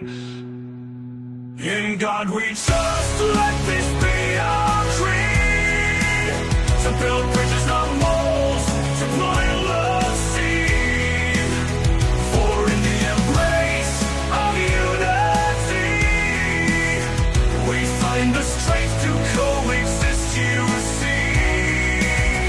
You see.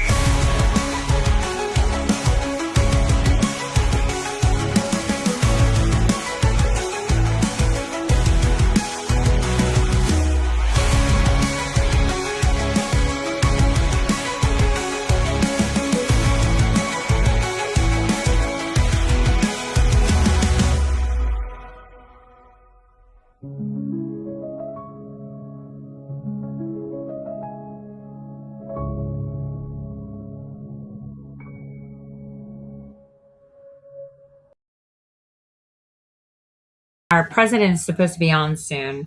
I'm going to see if I can actually interrupt the video so I can live stream him. This is probably why we saw DNI Gabbard there. Like I said, impeach Obama at the center of it. I walked you guys through it. He declared, CISA. Out of nowhere, Jay Johnson was like, yeah, I'm making this division. It's like, wait, hold on. Did Congress appropriate? Nope, we're just doing it. What the fuck?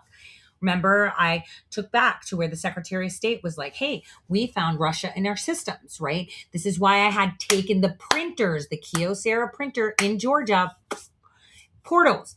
This is why I kept talking about the code. This is why I kept putting it. And you know what's even stupider? I've seen people try to discredit me by saying, oh, she just cited like this document. No, I cited it to further establish what I was saying. I gave you guys everything you needed in my affidavit. Yet everyone tried to discredit me because I was destroying whatever idea of a show or money they were going to make by making all these fucking movies and all these movements so that you guys can remember that your elections were stolen, rather than say, you know what? We created these machines so we can capture other nations. That was a fucked up thing to do. This is how we got the whole world on the dollar. This is how we fucking picked their leaders. And now we brought that shit home because you guys need to stay lulled to sleep too. How about that? So someone could have just said that. I did. Nobody cared. And you know what? In fact, Patrick Berge was only talking about the psychological operations aspect. But if you remember in 2019, I was the one that broke down how they were stealing the fucking elections in 2019 in Kentucky. And that's where my whole life was burnt to the fucking ground right after that report. And I had everybody and their mother up my ass. But then people are going to be like, we're going to tell the FBI who she is. You think they're not in my phone? You don't think I have FISA warrants on me? You're fucking dumb. So I already told you how they stole the elections, step by fucking step. And all of you, my affidavit is there. I may not be what they plan to be, the Kraken. I was like Wreck-It Ralph, and I came down the middle because I've seen this movie before, right? We've done it in other countries where there's the operation, the counter operation, and then who wins? And it's like, you know what? Fuck that. I'm going to come down the middle. I'm going to stick with truth, and I'm going to do this shit the right way. And I'm going to educate as many people that can hear me because truth is most important. We should have more faith in each other.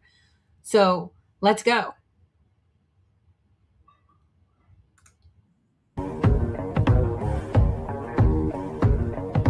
Start with a virus.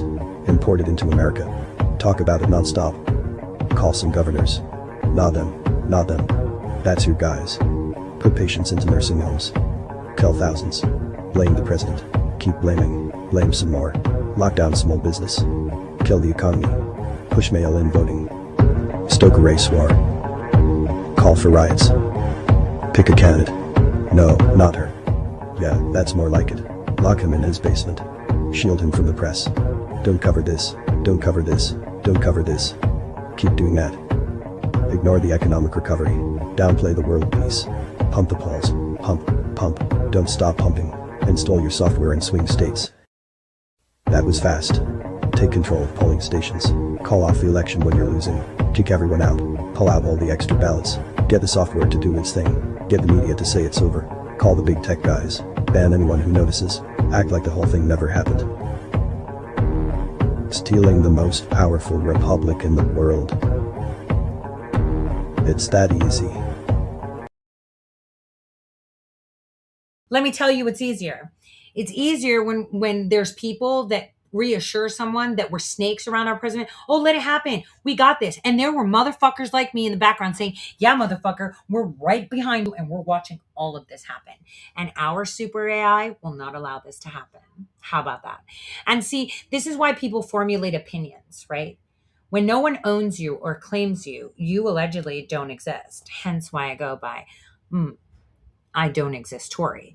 Because if I actually existed, do you know how many people would run? This is why I'm shocked. Where people, I saw a comment from someone once. Oh, it was Brian Cates who chimed in on the idiots that were trying to say, look, she's an administrator for this. And it's like, I don't even know what chat that is, but maybe it is me, maybe it's not, but I wouldn't misspell my name. But okay, that just validates what we've been doing. And yes, please, FBI, come and investigate so we can give you more evidence. Like, stop it. Tickle me.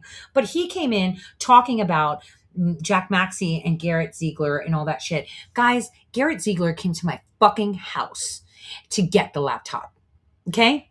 Garrett Ziegler came to my fucking house. I don't want to hear shit about that. I had portions of that laptop before anybody had portions of that laptop because I intercepted that bitch on Black Planet, which is another social media site. So, you know, when people talk and run their mouths, it's because they're fucking pussies and will never be as good as I am or as straightforward as I am. And I'm okay with that. I am totally okay with that because nothing can touch me. Whatever you say, you're here, I'm there. Okay. So when I saw that dildo come out and say shit, like I inserted myself, bitch, I was there way before you. My contact in fucking 2017 had clocked onto the crack house with Hunter Biden in fucking California. Okay. I already knew this shit. I was trying to get shit. I needed to see shit. I already knew shit that you don't even know about. That's their shit that you don't know that I may do. And there's a lot of shit that I don't know. I don't know. Okay. So I've been talking about why have I been the most banned person? Why did they delete all my shit? Why did they purge my servers? I'm the one that helped you guys with the COVID shit. And my article that's coming up, which I've been trying to write today and I haven't, right? Hopefully to get me my prize at X, is to talk about how we're fighting this COVID fraud wrong. And I already told you guys the solution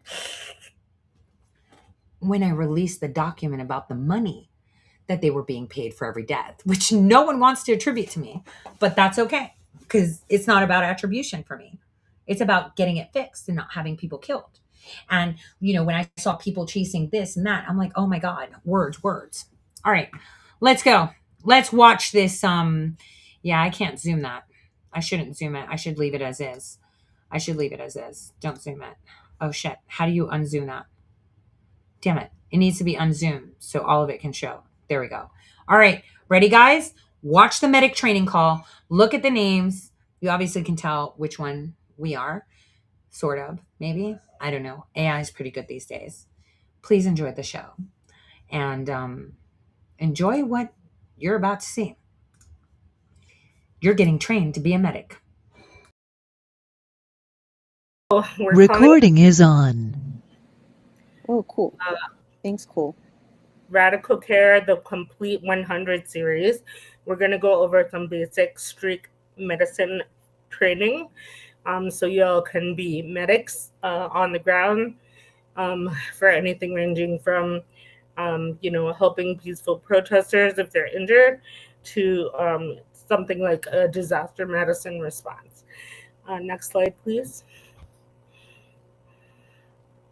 So we're going to give you an intro to being a street medic. We're going to give you some videos, some references during the presentation.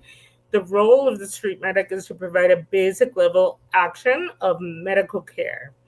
Next slide, please. So when you go to an action or, like a demonstration, protest,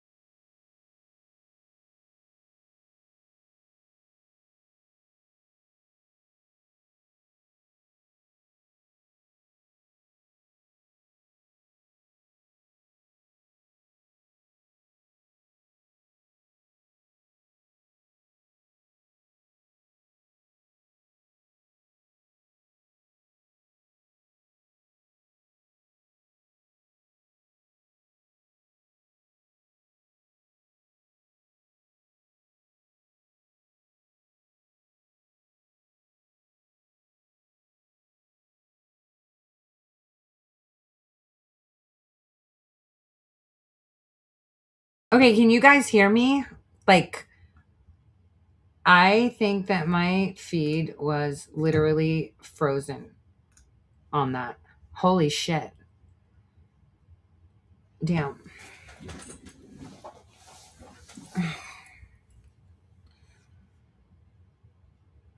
Fucking hell. Maybe I'm taking up too much bandwidth. All right, let's try this again. Recording is on. Oh, cool. Thanks, cool. Radical Care, the complete 100 series. We're going to go over some basic street medicine training. So y'all can be medics on the ground for anything ranging from, helping peaceful protesters if they're injured to something like a disaster medicine response. Next slide, please. So we're going to give you an intro to being a street medic. We're going to give you some videos, some references during the presentation. The role of the street medic is to provide a basic level action of medical care. Next slide, please. So when you go to an action or, like a demonstration, protest, any kind of gathering, it's really important that you look into what the grounds are going to be like, the location, check ahead of time what the weather is going to be. What is it going to be like on the ground? Is it calm and fairly peaceful, or is there a lot of tension? You want to know what is nearby you in terms of like medical services. So if you look at the map on your phone, just checking where's the closest urgent care, where's the closest emergency room. Does that emergency room have trauma 1 capabilities? I know not all of you are in Los Angeles where we have a lot of hospitals, but it's really important to know what's going to be around you while you're on the ground. You always want to go with at least one buddy and make a plan for what you're going to do. Like, are you going to station yourself in one spot and people can come to you? Or are you going to be walking along in the march? And then make sure you introduce yourself and know who the organizers of the action are. You can see in the picture, people have a red plus sign on their shirts. That is kind of the universal sign for medic. And then you can also see some people have protection on them, like helmets and goggles, stuff like that. Next slide, please.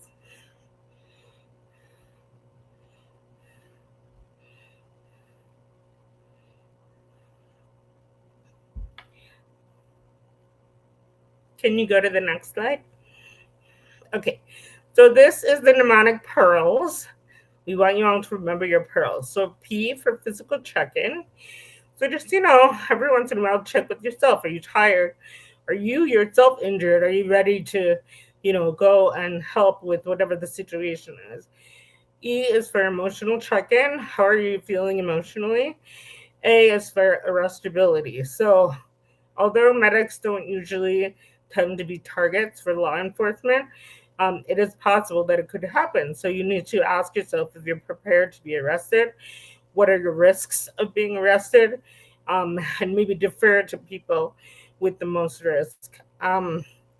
It's said that when you go as a medic to an action, you're not really there as a protester or anything like that. You're there as a neutral person to help support people if they're injured. So R is for roles. So what am I doing? What are my responsibilities as a medic? Recognizing your limitation. And then L is for loose ends.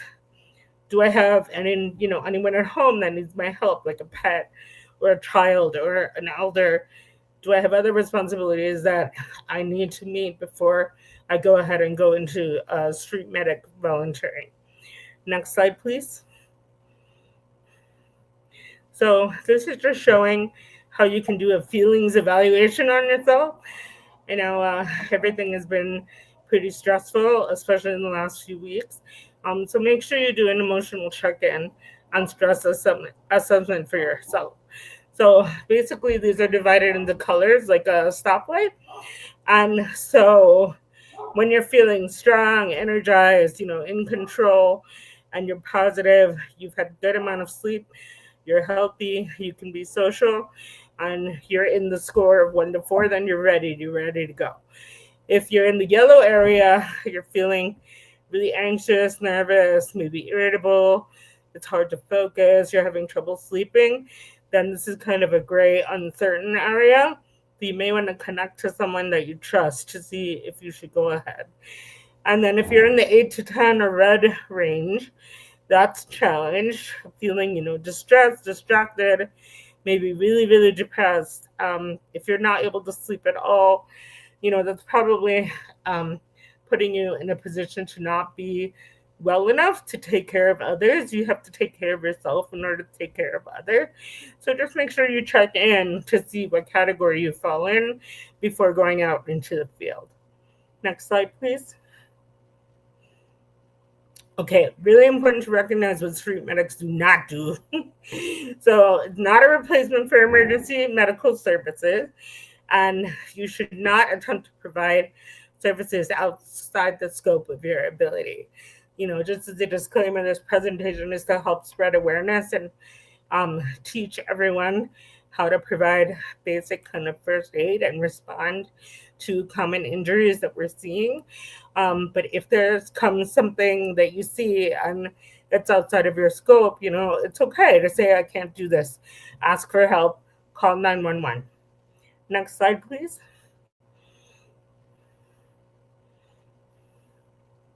Okay, so now I'm going to pass over the presentation to Adam. All right. Hey, y'all. So I think piggybacking on what Dr. Flores just said is that this is a big overview. This is a lot of information all at once, especially if you're unfamiliar with any sort of basic concepts of first aid. That's okay. Sometimes just an awareness of what's going on around you can be helpful, especially for folks who are out there working in the medic capacity.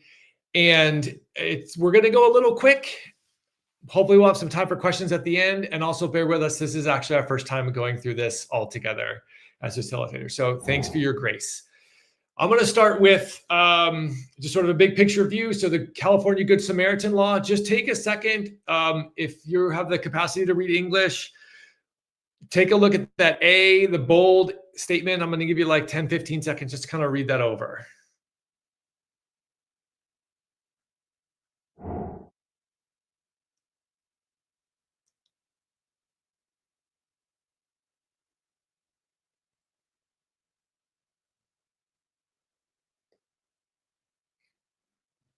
So essentially what this says in a nutshell, A, B, and in number 2 is that you are allowed to provide good faith first aid and you're protected from litigation. As long as you're doing it reasonably and within the scope of your practice, which is something we mentioned, that just means like what you've been trained to do. The idea behind these laws is they want to encourage action, and that's what we're hoping to do here as well. So we want you to do something, and hopefully we can give you some framework to do something in a productive way that's protecting yourself and others around you. All 50 states have these types of laws. So if you're not in California, we'd encourage you to look yours up specifically, just so you're aware of what that is.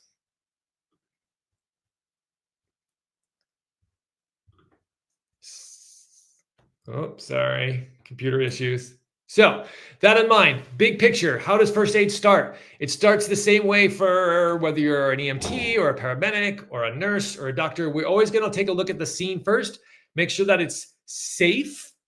So some things to do is just look all around, like what are the hazards in the moment? Is there a, trample hazard because people are moving around? Are you currently being fired upon? Is there tear gas out there? Any sort of things that could create an unsafe situation for you as the responder. And if that's going to put yourself in danger, consider alternate routes of helping. So are you in danger? Is your patient in any immediate danger? If they are, can either one or both of y'all move to a place that's a little bit better to render aid? It's maybe mitigating some more of the hazards around. And then see if the environment actually might be causing the danger, right? Is there like a car on fire? Is there broken glass all around? What's going on that we might have to be thinking about that's like actually in our space that could be harmful? So check the scene first and then the patient. We just talked about this. Be mindful of your environment. Those are some things we want you to think about.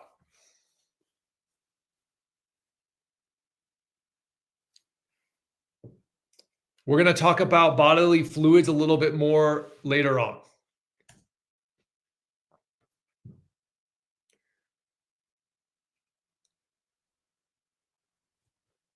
It's not an exhaustive or extensive list, but these are just some things that we thought of in the environment that we're heading out into, which could potentially cause a dangerous situation for ourselves or others.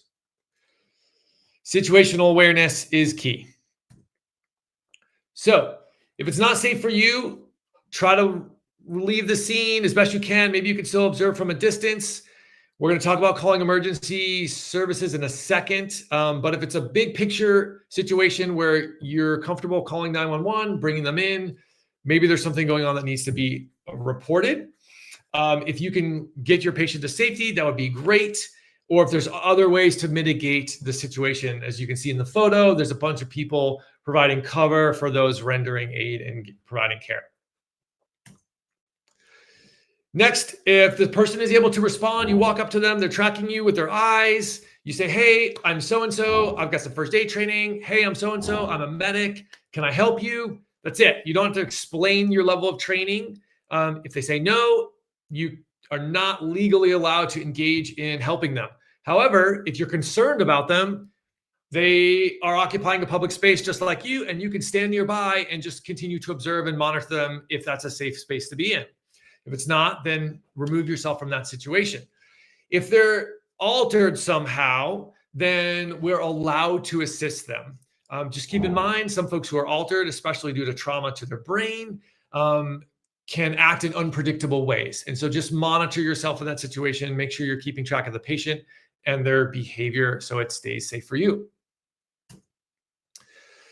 The 911 question. It's come up a lot. We debated whether to share this or not, but understand there are risks of calling 911. For the most part, EMTs are not going to cross police lines. So if you're really deep in the thick of it, you may not get such a response. Response could not be effective or helpful in calling more responders to the scene. So we have to just check ourselves a little bit in terms of providing medical care. We're a little bit unbiased in that. Clearly, we have an agenda, and it's why we're out there. So just stay aware of yourself. And if you have any sort of personal biases around calling 911, appreciate that. Like maybe this patient really needs that in the moment. So just understand, ultimately, it's your decision. And based on where you are in the process of the protest, you may or may not get the response you need. If you do, we recommend this script.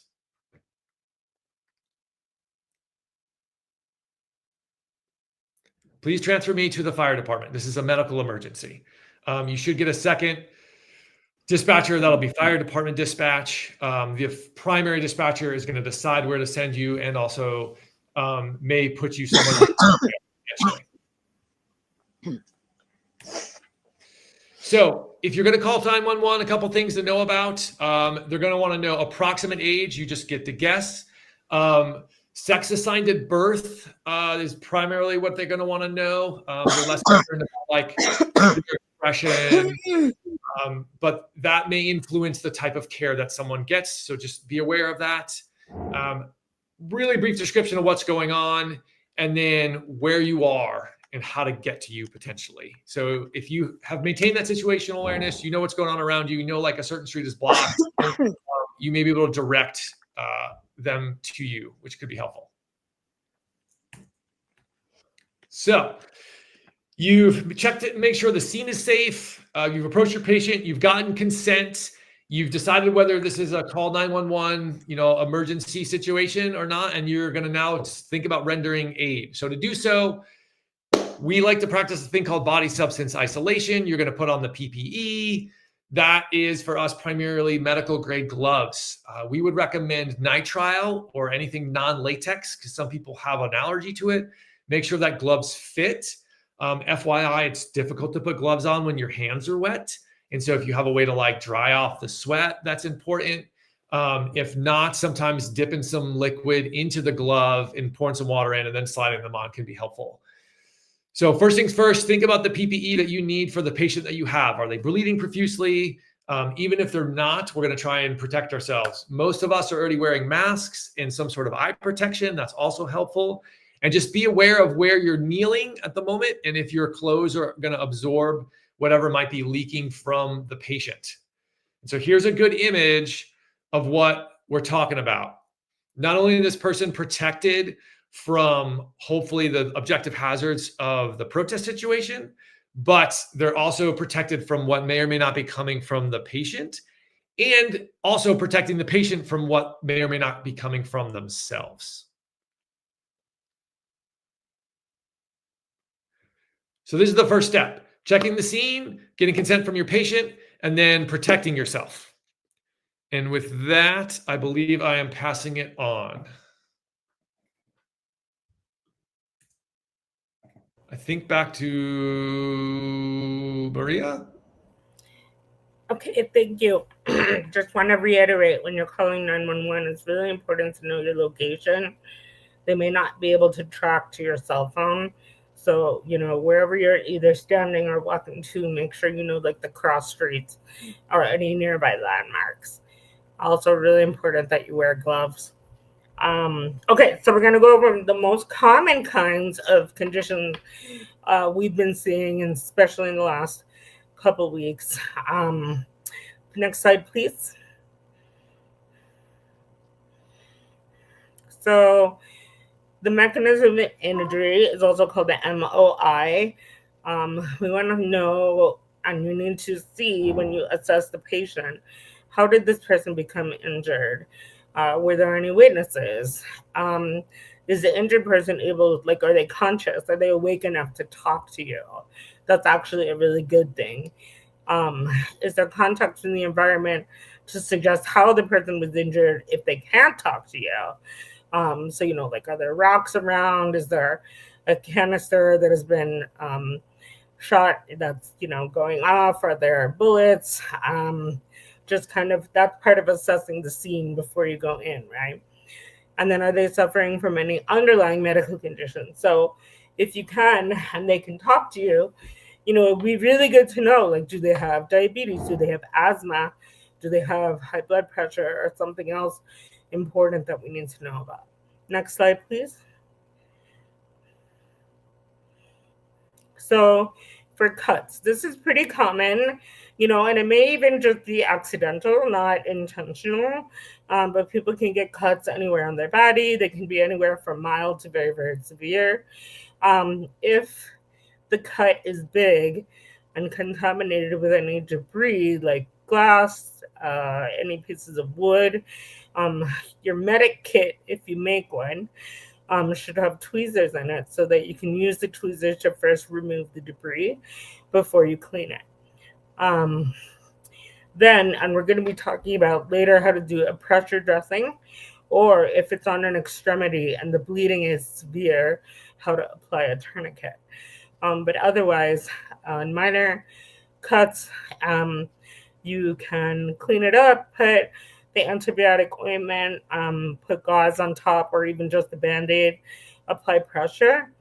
Now, I want to remind you that if an injury causing a cut contains a really large impalement, you should not remove it.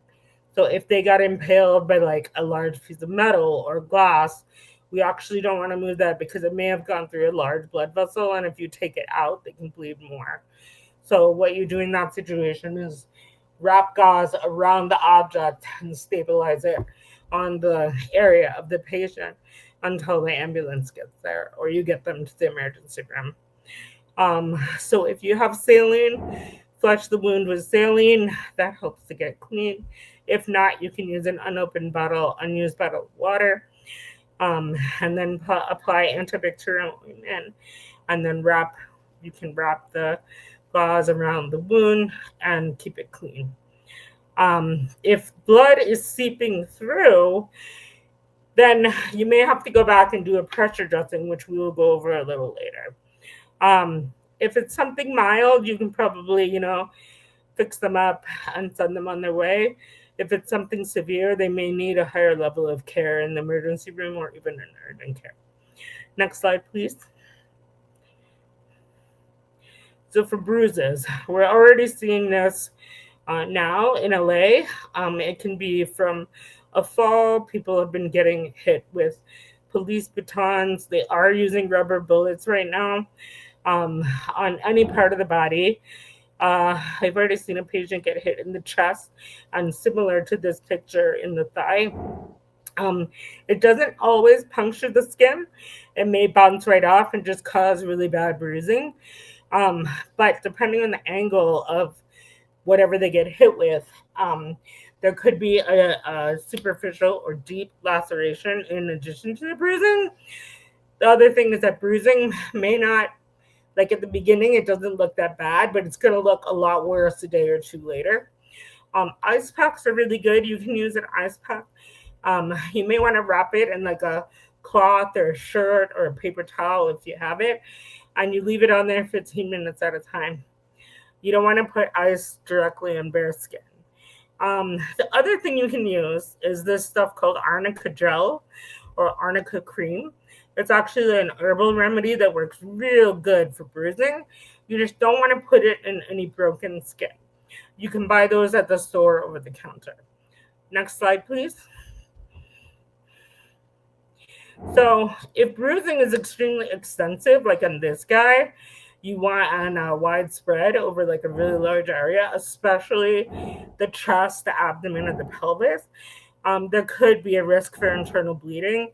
And so you need to get 911 to send an ambulance or get the patient to the emergency room as soon as possible. If their breathing is compromised, that's a really big deal. And we'll be talking about that a little more later. Next slide, please. So dehydration, this is actually really, really common. So at the beginning of the day, at a march, people are really riled up. They've had breakfast, they're hydrated. But by noontime, the sun is getting really hot. And at the end of the day, people may not be hydrating enough. So some people don't even notice that they may be getting dehydrated before it's too late.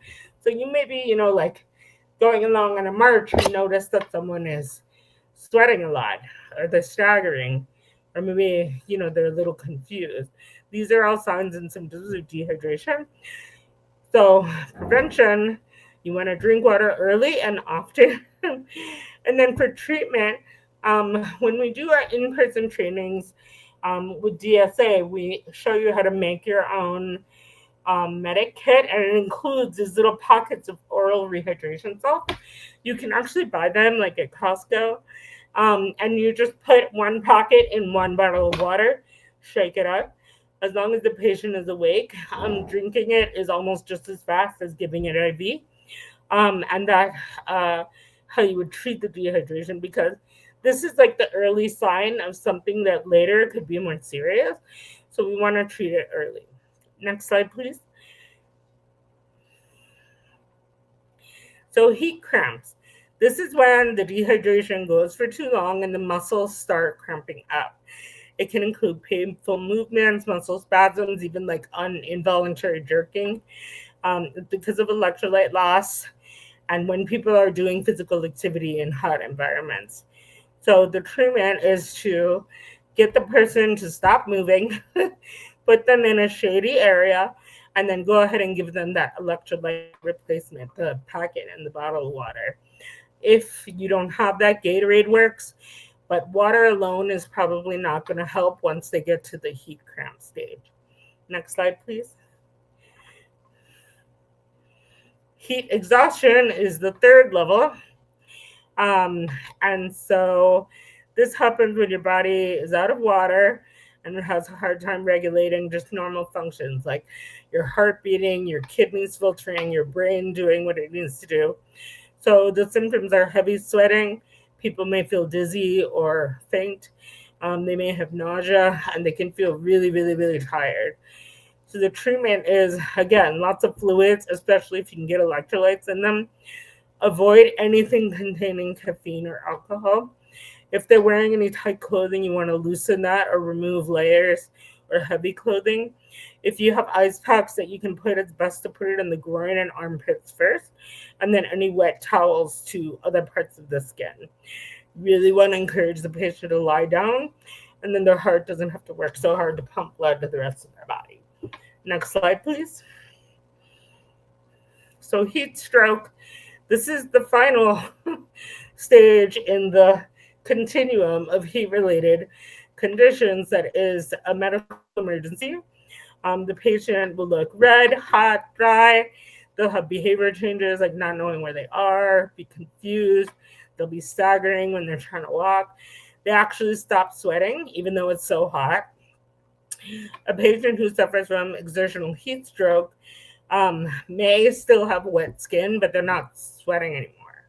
They have really bad muscle weakness and severe cramping. They may be nauseous or even vomiting. Their breathing starts to be rapid and shallow. In severe cases, they can progress to losing consciousness or even having a seizure. Next slide, please. So tear gas and chemical irritants. So unfortunately, we're seeing this a lot. So we're going to give you a guide to the most common tear gas and any chemical irritants that are being used and how to treat patients that may be exposed to these in different ways. Next slide, please. So they can look like this. You see the pictures of the balls, or can also be in a canister there on the right side. The most common types of tear gas are CS, and then OC is like a pepper spray. I also want to mention that we have found on the ground, especially after this weekend, that law enforcement is using one called Adamsite, which has neurotoxic properties. So usually tear gas will cause, like some eye irritation, maybe some nausea, but the Adamsite can cause more serious side effects like profuse vomiting. So just want to make you aware of that. It's actually been banned in international warfare. However, in our United States, it is not banned for the use of civilian crowd control. Next slide, please.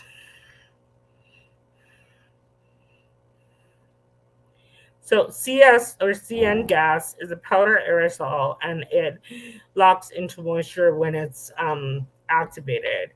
It can get in the eyes and the sweat. And if you have oil-based makeup or even sunblock on your skin, it likes to stick to that, which is one of the reasons later when we talk about what you should have in your kit, we recommend alcohol-based sunblock. It activates the same receptor in your body that goes off if you eat wasabi when you go have sushi. And then there's also OC spray, or these bullets, that is basically concentrated pepper spray that mostly irritates the eyes. So all of them definitely cause eye irritation, and the person feels their eyes burning. They can't see anything. It's very painful. You can also cause the feeling of burning on your skin, nausea, and especially in asthma patients or COPD patients, respiratory distress. The Adamsite, which is spelled A like Adam, ADAMSITE, also is neurotoxic. So we can see other things with that, like vomiting. If a patient vomits like once, it's probably fine, they'll be okay. But if they're constantly vomiting or retching, that's a medical emergency. We need to get them to the emergency room. Next slide, please. So there are ways to protect yourself in the environment if you're going to be exposed to tear gas. So we have on this graph the different kinds of protection you can use, not only for your breathing, but your eyes. So there are full face respirators. That's probably the best thing that you can use. And then it says there are like the pros and cons for each of the protection, the PPE that you can use. Those, although they're the best, are the most expensive. and it may draw more attention to you if you're using it. There's half-face respirators, which are a little more affordable, but your eyes are not protected. You would need goggles for this. Still pretty effective, though. The N95, which we all learned about during COVID pandemic, is actually pretty good. However, for your eyes, you would need to also use sealed goggles that have an airtight seal all around your eye. And these are a lot more accessible, available. And then you have just like surgical or cloth masks that you can cover your nose and mouth with. And then, what is this? Milk, vinegar, soap. Clothes is not recommended. Next slide, please.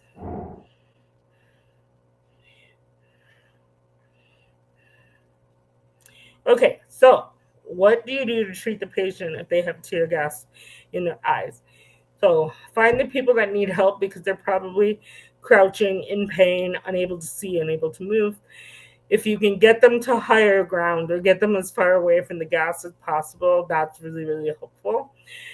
Try not to run. It can cause, kind of hysteria and chaos. We just want to walk. Get them either sitting down or lying down. They tilt their head back. And you get, if you have saline, that's great. Saline's great. Or just an unused bottle of water. You want to run from the top, like over their nose, down towards the ears. You ask the patient to blink, blink, blink. So the water goes in and out, in and out. You really need to do that for a good 10 to 15 minutes to help them get the tear gas exposure away and avoid permanent damage to the eye. And then try, if you can, to like cover their nose or avoid the nose so that they can breathe while you're doing this. Now I want to tell you about Sudocon. Sudocon is a great recipe that can be used to help get the tear gas chemical off of the patient faster because it lifts and removes the irritant. This is how you make it. You actually don't have to buy it. If you get some baby shampoo, it's 20 cc's.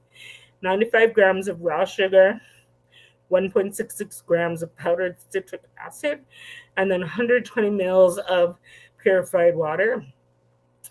You can actually make this in batches. It will last, I think, up to a week or something.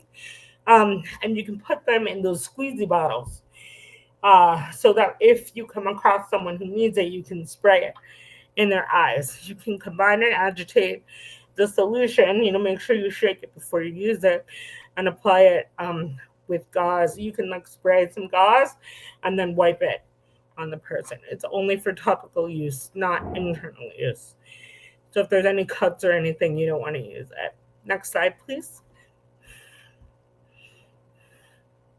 Okay, assessment. So I'm going to go ahead and pass this part of the presentation over to Jeff.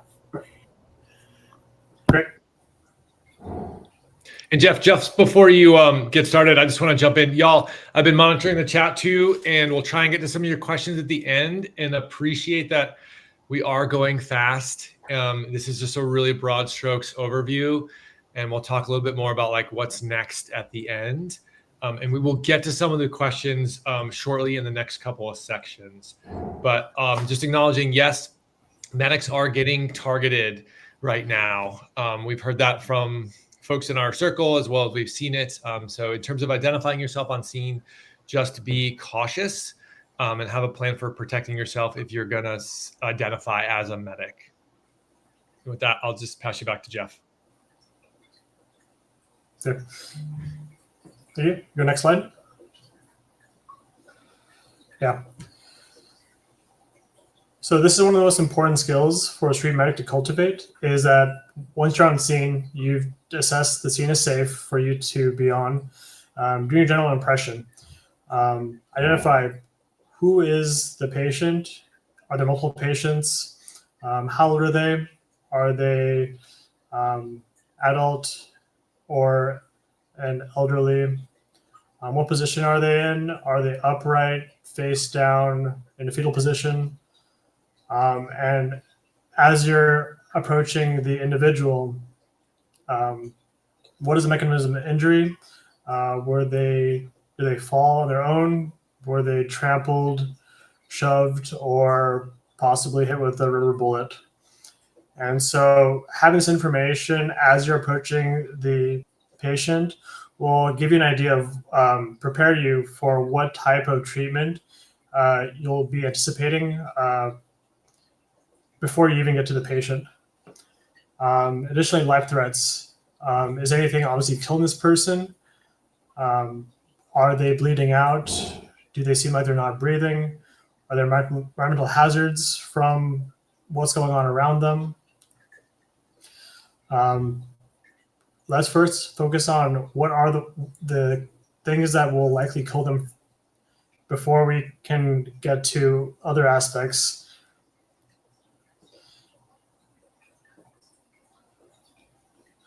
Next slide. Yeah. For the assessment, we need to determine the level of responsiveness or level of consciousness, also known as alertness and orientation, ANO. When you're treating them after you've introduced yourself as a medic,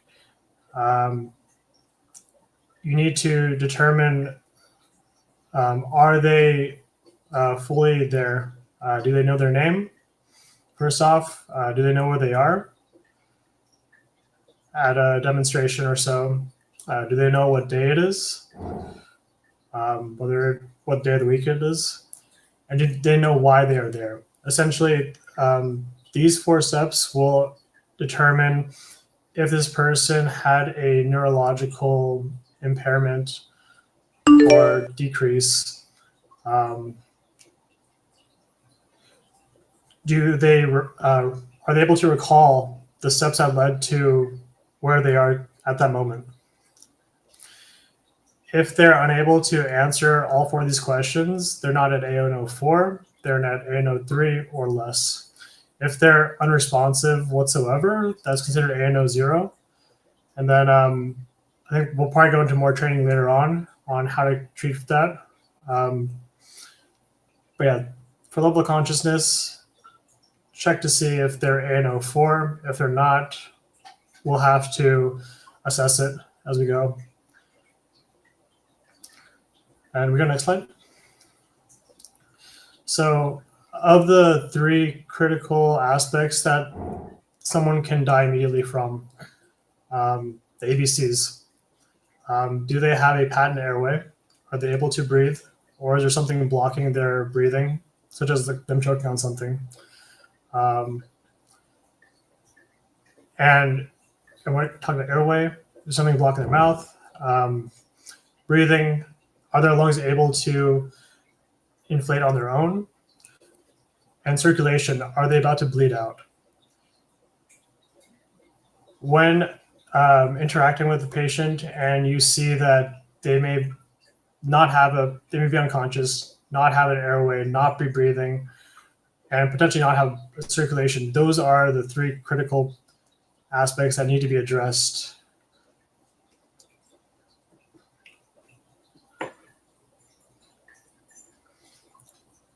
We go next slide. Thank you. Yeah, so airway, primary holes and tubes are the nose and the mouth. If someone is able to communicate with you, scream, cry, we know that they have a patent airway. That's good. If not, check their mouth to see if there's anything blocking their mouth. Potentially with PPE on, try to sweep their mouth and see if there's anything blocking their throat. You may have to help clear their airway if there is something blocking their throat. Methods are such as the Heimlich maneuver.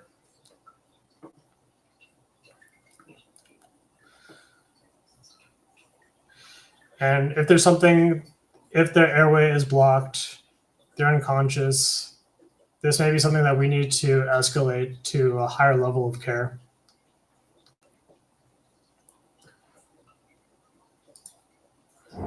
Go next slide.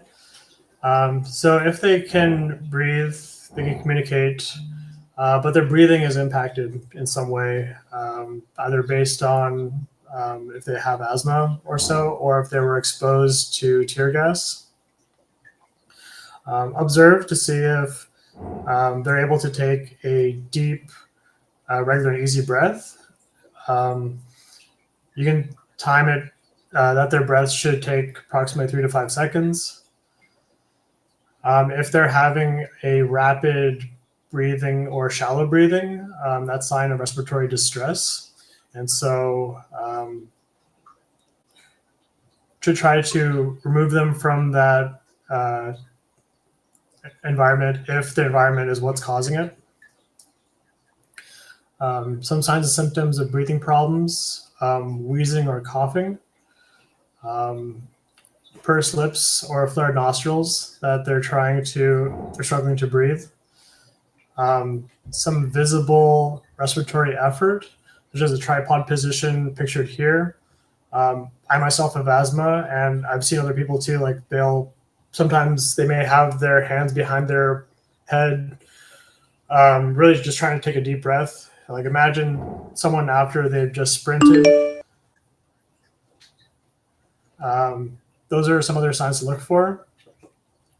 And they may just tell you, I'm having trouble breathing. That would be an obvious giveaway. With breathing problems, lower oxygen saturation in the blood, they may have be an altered level of consciousness. So things to watch out for.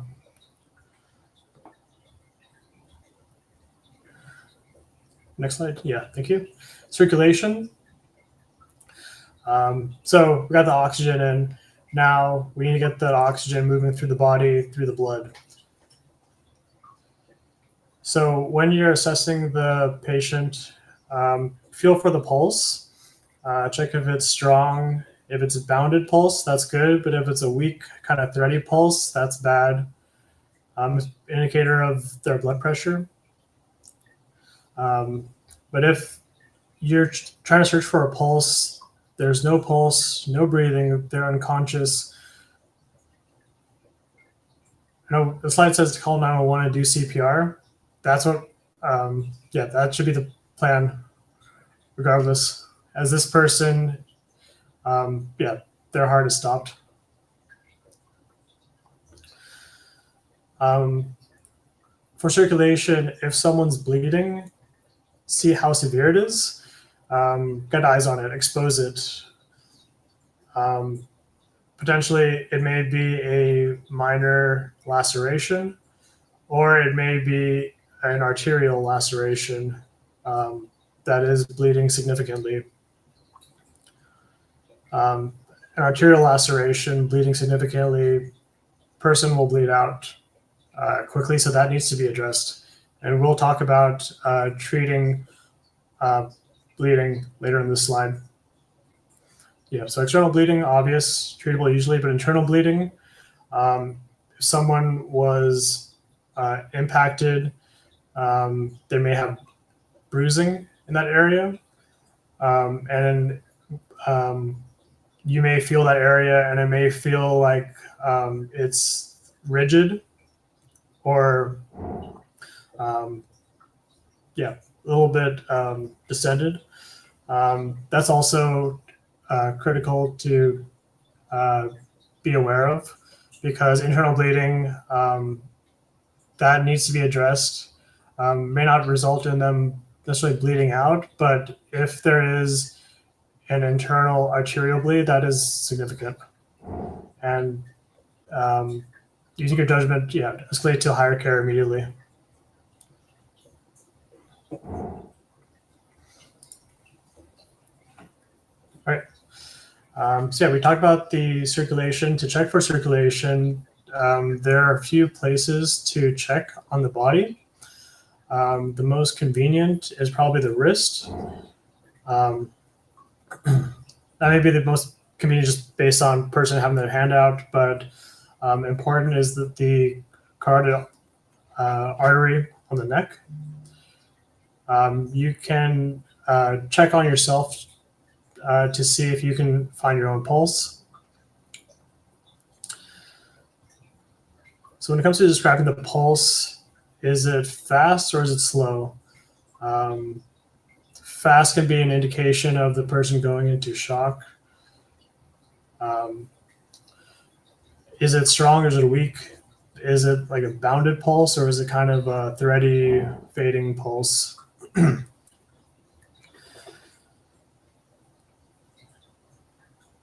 so average pulse is going to be between 60 to 100 beats per minute, or 4 to 8 beats in 15 seconds. Yeah, don't count to a minute to assess the pulse. Just count to 15 seconds or so, and then multiply that by 4 to determine the beats per minute.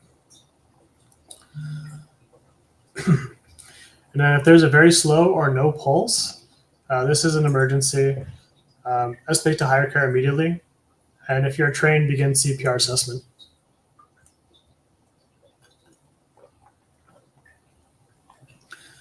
Okay. So now that we've gotten the life-threatening ABCs out of the way, we'll talk with the patient to determine what is their chief complaint.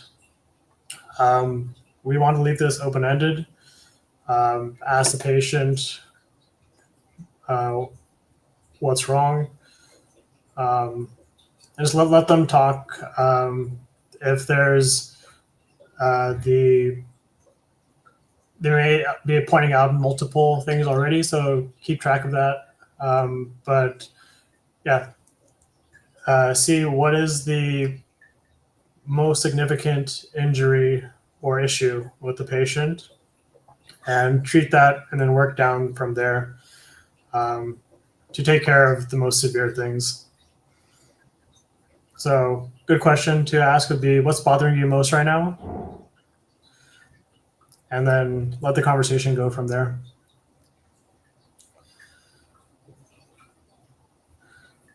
Okay. And then, so after you've addressed the chief complaint or complaints, if the patient has already presented multiple things, what is a good thing to do is also to do a full head to toe assessment. So it's a secondary assessment after the primary assessment has concluded. All primary life-threatening ABCs and the chief complaint have been addressed. So like when a major trauma occurs, there may be multiple injuries that may not immediately be apparent to the individual. And so during the secondary assessment ensures there isn't a secondary life-threatening injury, such as a laceration or so, or internal bleeding, that the patient may not immediately be aware of. To do the secondary assessment, the patient needs to be able to respond. And even if the level of consciousness is decreased, like they're not ANO4, they're ANO3 to, or even ANO1, the assessment can still be performed as the patient can respond if there's pain or discomfort. So the head-to-toe assessment is a systematic hands-on assessment of the patient. Consent first. So you've already gotten consent to start helping the patient, but now that you're going to be touching the patient more, get their consent again, let them know you're going to be touching them.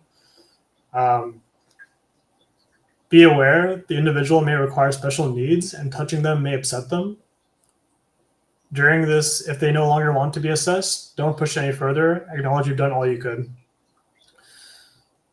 So we need to sweep the body, starting from the head, palpate the skull, check their ears and nose for anything, lacerations, blood, or clear fluid discharge. So clear fluid discharge is a sign of potential cerebrospinal fluid leak from a head or spinal trauma. Check their eyes for any injuries or neurological symptoms. Use a mnemonic PERLA. Pupils equal, round, reactive to light, and accommodation, I think, yeah. So if an individual presents with unequal pupils, ask them if they're normally unequal. Be aware that if the pupils are irregular, it may be a sign of a neurological condition that needs attention. Then sweep the spine. Feel for any step-offs or points where there's point tenderness on the spine. The patient will tell you if they have that. And we will have a separate training focused on spinal injuries. Then check the upper skeletal, clavicles, shoulders, chest, sternum, ribcage. Palpate the abdomen, pelvis, and lower and upper limbs. During secondary assessment, visually see if there is swelling, bruising, or obvious deformity like a broken bone. And for the chief complaint, don't palpate the chief complaint, but palpate the area around it. See if the pain is worsening or improving. Go next slide, please.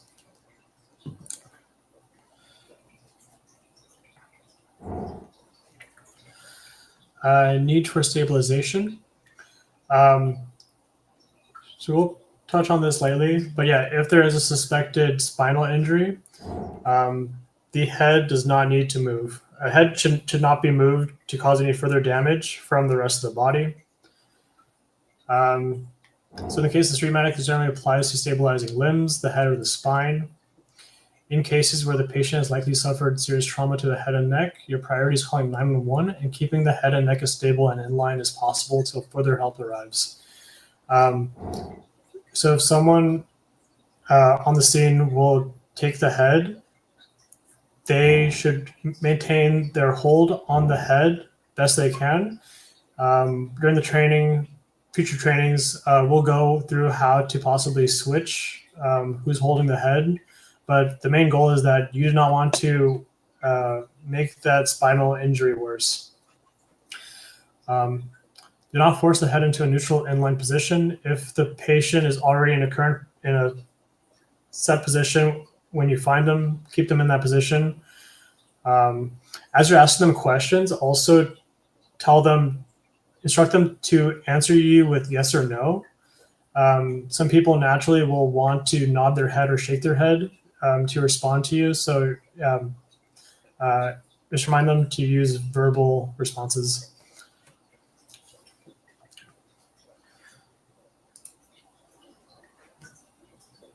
Okay. And here I will hand it off to Adam. Thanks, Jeff. Appreciate that. So just as a recap, up to this point, you've surveyed the scene. It's safe for you to go in. It's either safe for where your patient is, or you've mitigated the risk somehow. You've gotten consent to treat them. You've checked out for your A, Bs, and Cs, right? Your immediate life threats. Most of the time, we're just ruling those out. It's not an issue for the majority of our patients. And we've gone ahead and done this like secondary assessment. We tried to find out what's specifically wrong with them, what they're complaining of. If they have any sort of medical history, we can ask them some questions about that. And then we're going to go into like what are we going to do about it, create a little plan, and then go into the fixes. And so this is one that's important for us. It's bleeding control. You may have heard of Stop the Bleed. It's a campaign that's happening in this country more and more about getting folks just to understand some simple ways to do that. The most common thing is just direct pressure and elevation. So finding the things that bleeding, taking some like well-aimed direct pressure, a couple fingers, pushing on that spot, whatever it is, and holding pressure for 10 or 15 minutes. Honestly, that should stop the majority of the bleeds that you have or encounter. If it's more significant, you can try this thing, which is called a pressure dressing. And I'm going to see if I can get this to play for you.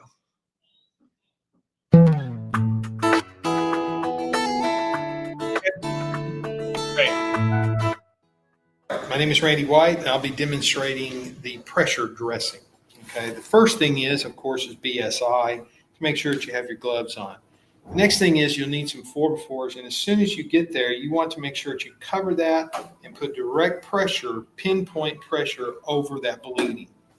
Okay, once you've done that, you may need to move on to a different skill, like, for instance, airway or treating for shock or something like that. So I'm going to put a pressure dressing on it. Okay, now remember, once you put this on here, you shouldn't be looking at it anymore. I'm going to put an anchor wrap on, and an anchor wrap really is just to keep my bandage from slipping all over the place. And now I'm going to, again, keeping direct pressure over the top, I'm going to be moving the wrap, distal to proximal, proximal to distal. Okay? And as I'm going to make this look a little pretty, okay?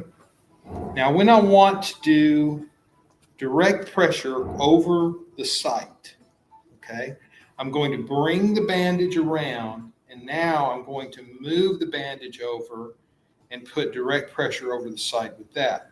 I'm going to come around, being careful now not to drop my roller gauze, because if I do, then I've lost the ball game. And it's a lot easier to drop when you're rolling backwards. Now I'm rolling forwards again. I'm going to do this one more time. Here, and one more time here. Okay? Now I'm just going to finish it up, making sure that I put plenty of my roller gauze over the top. Again, tightening up as I go, making sure that the bottom side is loose so that I get good pulses. Now I'll tape and tie and tuck. I want to make sure that I have a good pulse here. I want to make sure I got good capillary refill here.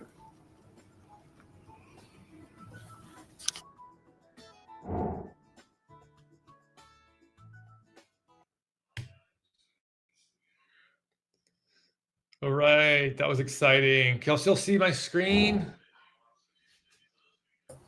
Yeah. Yeah, okay, great. Okay, so a couple of key points. One, you noticed the check to make sure that he had circulation after he did the pressure dressing, right? We're not attempting to cut circulation off with this move, not just yet.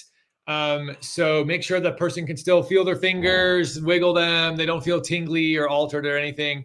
And capillary refill is just when you press on the tip of someone's fingernail and it goes a little bit white, and then you release and it comes back red quickly. So that's the deal with pressure dressings. If direct pressure doesn't work, try a pressure dressing. Yeah. Nope. Okay. So like I said, that takes care of most things, either direct pressure or the pressure dressing. If that doesn't, you likely have a life-threatening bleed. So if it continues to bleed and continues to bleed and continues to bleed, this is a situation where in general first aid, we would teach people to call 911. This is a medical emergency. Please transfer me to the fire department. Places where we can look for those sorts of life-threatening bleeds. In your arms, it's because you've cut some sort of vein or artery. At the junctions that are highlighted in green, you have big vessels running through those spaces.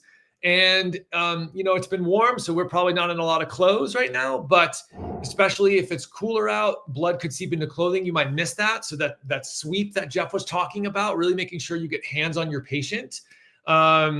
Like physically, that's why we wear those gloves, and notice if you see blood seeping through anywhere. And then again, in the red, just sort of this abdominal torso cavity area, where unfortunately, if we have internal bleeding, we can lose a lot of that blood internally and not recognize it right away. So if you get some sort of limb or extremity bleed, right, that's like fingers, arms, legs, we can use tourniquets. And so, well, I'm going to play this video. This is how you can apply them.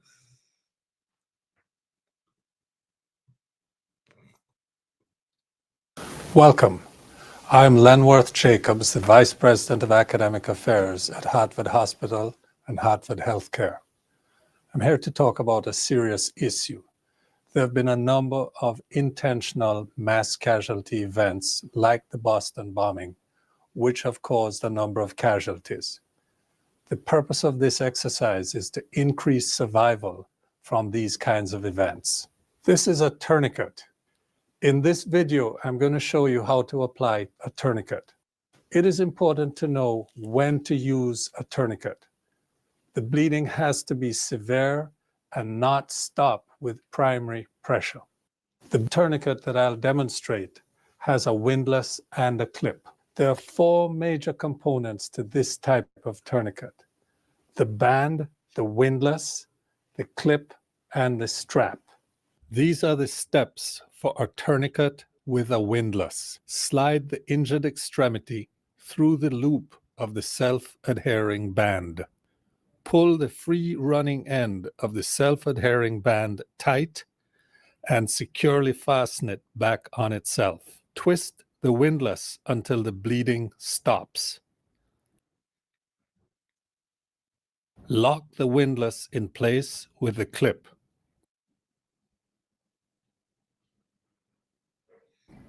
Ensure the distal pulse is no longer palpable. Write the time on the strap.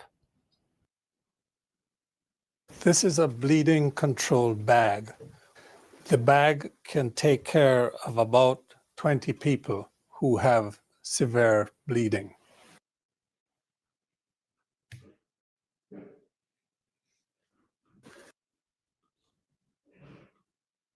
Okay, so tourniquets. We do teach them, and it is important because they can save lives. So things to remember, severe extreme bleeding that you can't control with direct pressure or that pressure dressing, you're going to put it high and tight. So a couple of fingers above the wound, as long as it's not over a joint space.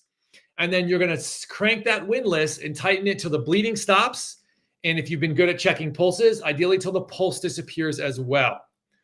If for some reason that first tourniquet has not controlled the bleed, you can place a second one directly above the first one. Okay, so like by above, we mean closer to the body, closer to the heart. Crank that second one down and do not remove the first one. And as you saw in the video, they marked the time that you applied the tourniquet directly on the tourniquet. That's why it's helpful to carry a marker. And we're not going to remove them. And we're going to let the emergency department or someone with higher level of training and more equipment and supplies take them off. So tourniquets are a thing, different from a pressure dressing.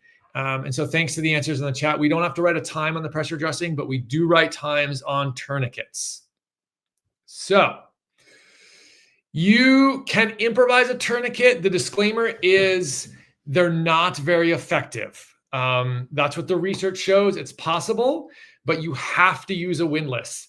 If you want to Google like improvising a tourniquet YouTube video, we don't have that. If you're coming tomorrow night, we might be able to show it in person, but it is a skill that requires a decent amount of practice.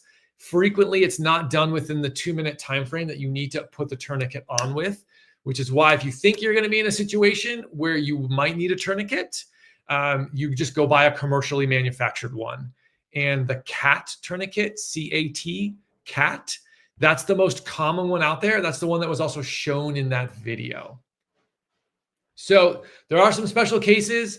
You know, you obviously can't put a tourniquet around someone's chest, their neck, some other places like that. That's where well-aimed direct pressure is often very effective. With torso wounds, if you think it's something that like penetrated their chest and now there's air moving in and out of that hole, there's these things called occlusive dressings, which you're going to want to put on. Some of them are really fancy and they have valves, etc. But the most common and simple thing is just to take your gloved hand and put it directly over that hole. You could do that while someone's getting out another occlusive dressing, because the issue there is you've compromised the space where your lungs need to be. And it could be that one of your lungs is now shrinking, or there could be damage to that lung. And so we're trying to keep the chest closed to air moving in and out, except if it's through the mouth or the nose. So that's one special case. If it's actual live fire and you think there might be an exit hole on the back, so like an entrance and an exit hole, you need to put one of those occlusive dressings on both sides, okay? Otherwise, another special case would be these deep wounds, either in a situation where the tourniquet maybe not be working, you can't get enough compression, or maybe it's like somewhere where you can't do a tourniquet and it's called wound packing. So one thing to keep in mind, we're never going to pack an airway. So if it's like neck, mouth, face, be really careful about that. We don't want to compromise someone's ability to breathe. But we're always going to put this direct pressure on. And then if the wound is open, as you can see in the image, they're packing some material down in there. Often it's like a finger or two, or like 2 fingers. And you're trying to keep direct pressure down in there as you're feeding some more like clean, sterile gauze into that space. From there, if you've packed it and you feel like you've controlled the bleed, you can do a pressure dressing on top of it. So, is this still me? Hey. Thanks, Adam. Yeah. Welcome. I think I'm passing it off, right, to Jeff? Yep. Okay, there we go. Yeah, for transport decision. So after you've done the assessment, you've treated them. If potentially they need to get handed off to a higher level of care,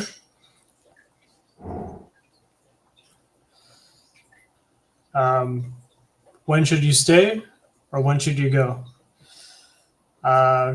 When should you stay? When emergency services are on their way and they know where to find you.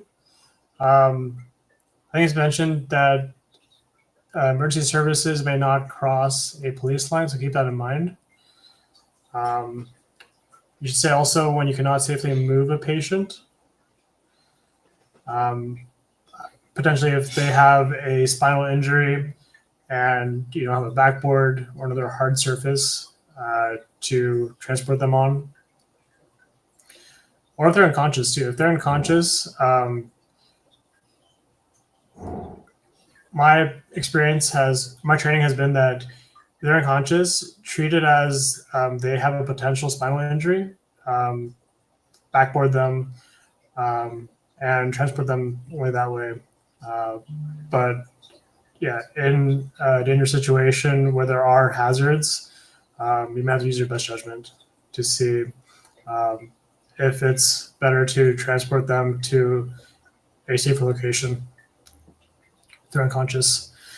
I want you to go when the situation is unsafe for you or the patient, and when you can get them to the hospital before services arrive. Be aware of where the nearest hospitals are. Yeah, Adam, Maria, let me know if there's anything else you'd like to add.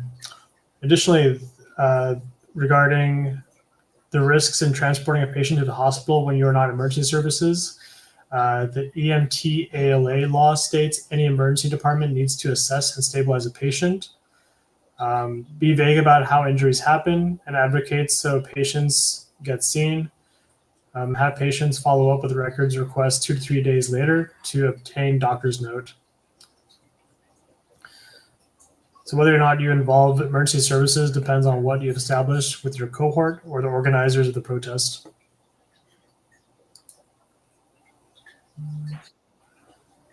Yeah. Your next slide.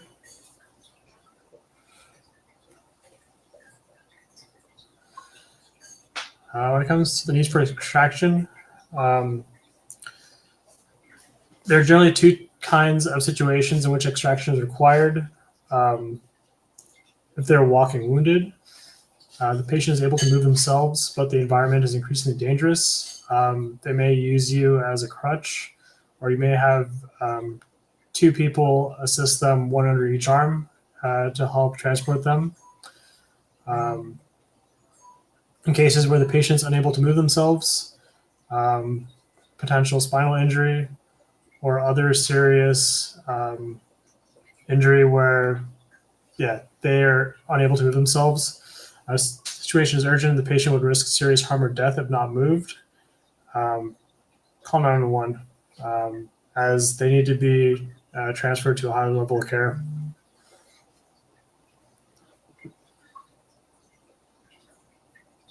And then one type of lift is called the extremity lift. So do not perform this lift on an individual with a suspected spinal injury. So the patient, they'll be seated on the ground, sitting upright with their arms crossed on their chest. Rescuer 1 reaches underneath the arms to pick them up from their back, and then rescuer 2 holds and supports the patient's legs at the knee. The 2 rescuers will coordinate to crouch at the same time, and then keeping their spine straight and heads up, lift the patient. And once both rescuers are standing, may transport the patient to a safer location. I think this works, but not recommended for patients who are very heavy obese. Can be hard on the legs and on the rescuers, so keep that in mind.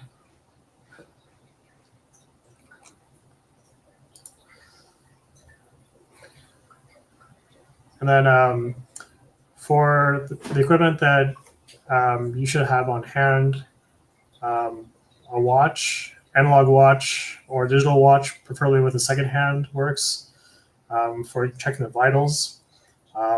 I myself, when I'm patrolling, I have a digital watch that has the seconds as numbers, so I am able to check vitals that way too. But yeah,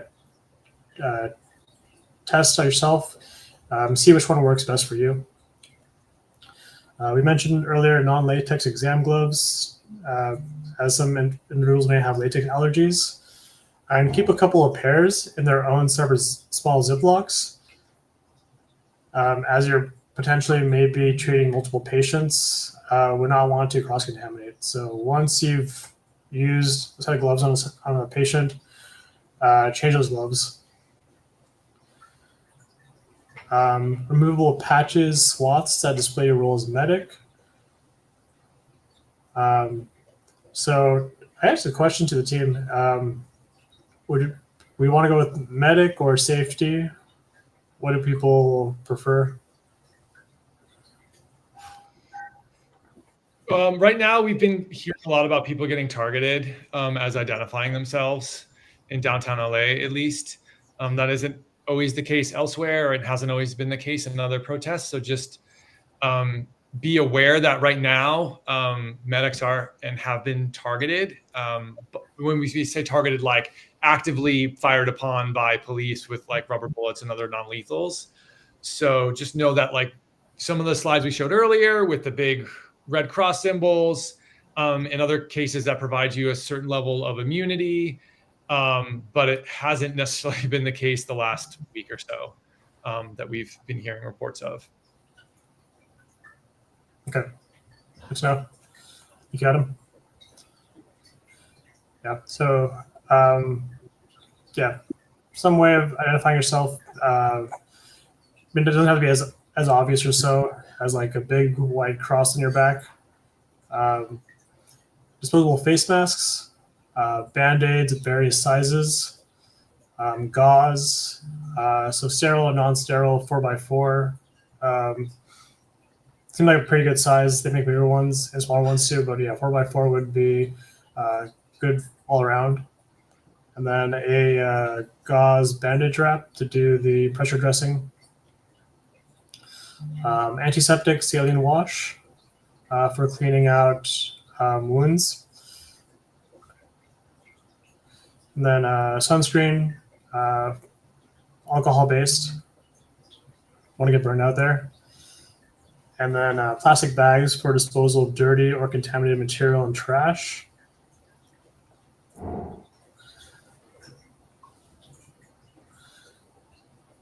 Some paper tape. Yeah, we can provide a link to that later on.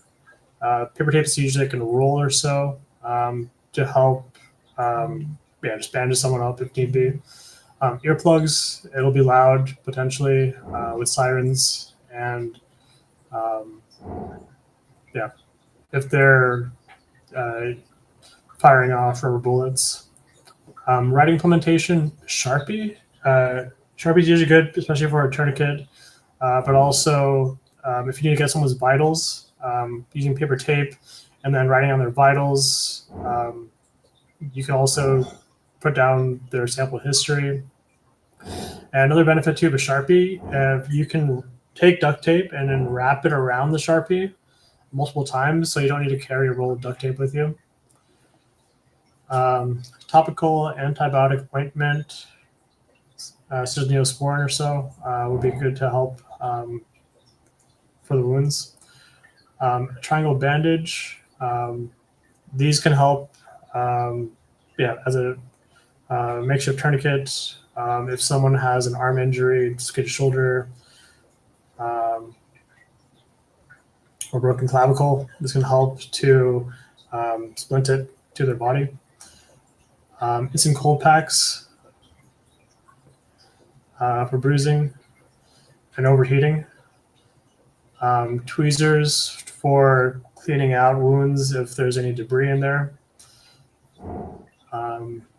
Individually wrapped cough drops would be nice for yourself and for others. Extra bottled water to do the rinse or to hand out to as people need water. And of course, hydration for yourself and for others. Emergencies, powder and other electrolyte rehydration drink mix. And then you need energy. We need fuel. So energy bars, candy bars, or any individually wrapped food product. Another good thing too is if there's like sugar sticks or like goo packs, because if someone is diabetic, they may be going hypo, and they don't have any glucose on them. A little bit of honey, sugar can help them.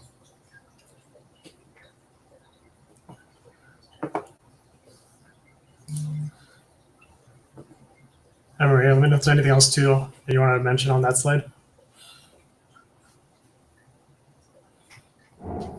Yeah, I can do something, and then I can take the next slide too to wrap up if you want, Jeff.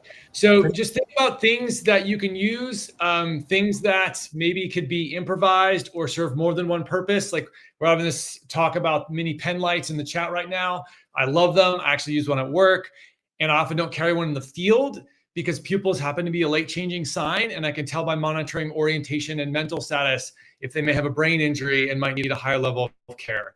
So think about things like that. Our packs get really heavy once we start piling all this stuff in here, especially if you're carrying enough water to, one, keep yourself hydrated and also provide some patient care. So the wrap up, sort of final thoughts are, one, try to come as prepared as you can, mentally, physically. Have a buddy, please. Don't go out alone. This is a pretty big community. Try to link up with someone, even if they have no first aid training. They could just be your eyes and ears and be providing some situational awareness while you're rendering aid to others. That alone could be a really valuable thing for someone to do. Make sure your gear is ready to go. Make sure you know how to use your gear. It's not worth going out and buying a bunch of fancy like first aid supplies if you don't know how to use them. So don't go buy like needle decompression valves for like removing pneumothoraxes, right? If what I just said sounded like garbage and gibberish to you, then like, don't go get those things. Practice within your scope. You know, our responsibility primarily is to ourselves. You know, we're there, hopefully one in solidarity, because it's what we believe in, but we're there to also help and support others who are voicing, you know, their thoughts and their mind and their opinions. So if you get hurt, if you get arrested, you can't help anyone else. Maybe that's a decision you want to make in the moment, like totally fine, no judgments. But if you're going specifically to provide street medic care, think about the role you're going into. Remember to protect yourself, the quick flow, right? Scene size up, protect myself, protect my co-responders, protect my patient. Do get some consent, go ahead and put some BSI on, do a quick rapid primary assessment, make sure you've covered your ABCs, airway, breathing, circulation. Do a secondary assessment that involves maybe a head to toe. If you got the time, ask some questions about their medical history. And then go ahead and treat what you find. If it's really serious, you may need to call 911. If possible, stay with the patient. If you can, transferring that care to the next person, especially if you can give a really good report on what you did, what you found, any sort of progression in their care. And then something we didn't talk about earlier, I want to add two things. One, the universal side of the protest that a medic is needed is going to be hands crossed overhead. So if you're not identifying as a medic, go ahead and just circulate through the crowd. If you see someone doing that, that's your cue to head on over in that direction and see if you could render aid. And then the next step is like, well, what do you do afterwards? Or if you're following someone to the hospital and maybe you're self-transporting, then as Jeff mentioned, there's this thing called the EMT-ALA, the Emergency Medical Transport and Labor Act. Legally, emergency departments are supposed to assess and stabilize. They don't have to do anything more than that.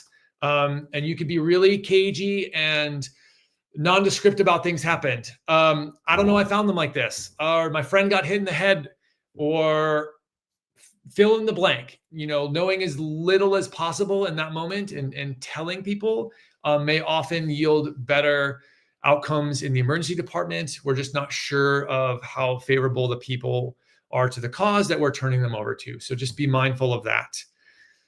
That being said, we're 9:01. I know Dr. Flores has moved and she's back in. I'm not sure if she wants to say anything. I can unmute her.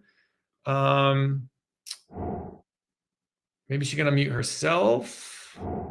Or if any other facilitators want to mention anything, or Ashley, or I think I know some other folks have joined who may have something to add. And appreciate that this was really fast. We're going to do one tomorrow. Can you hear me? Someone on mic. Yes. There you are. We see you. Okay, so sorry. I was having technical issues since the first video.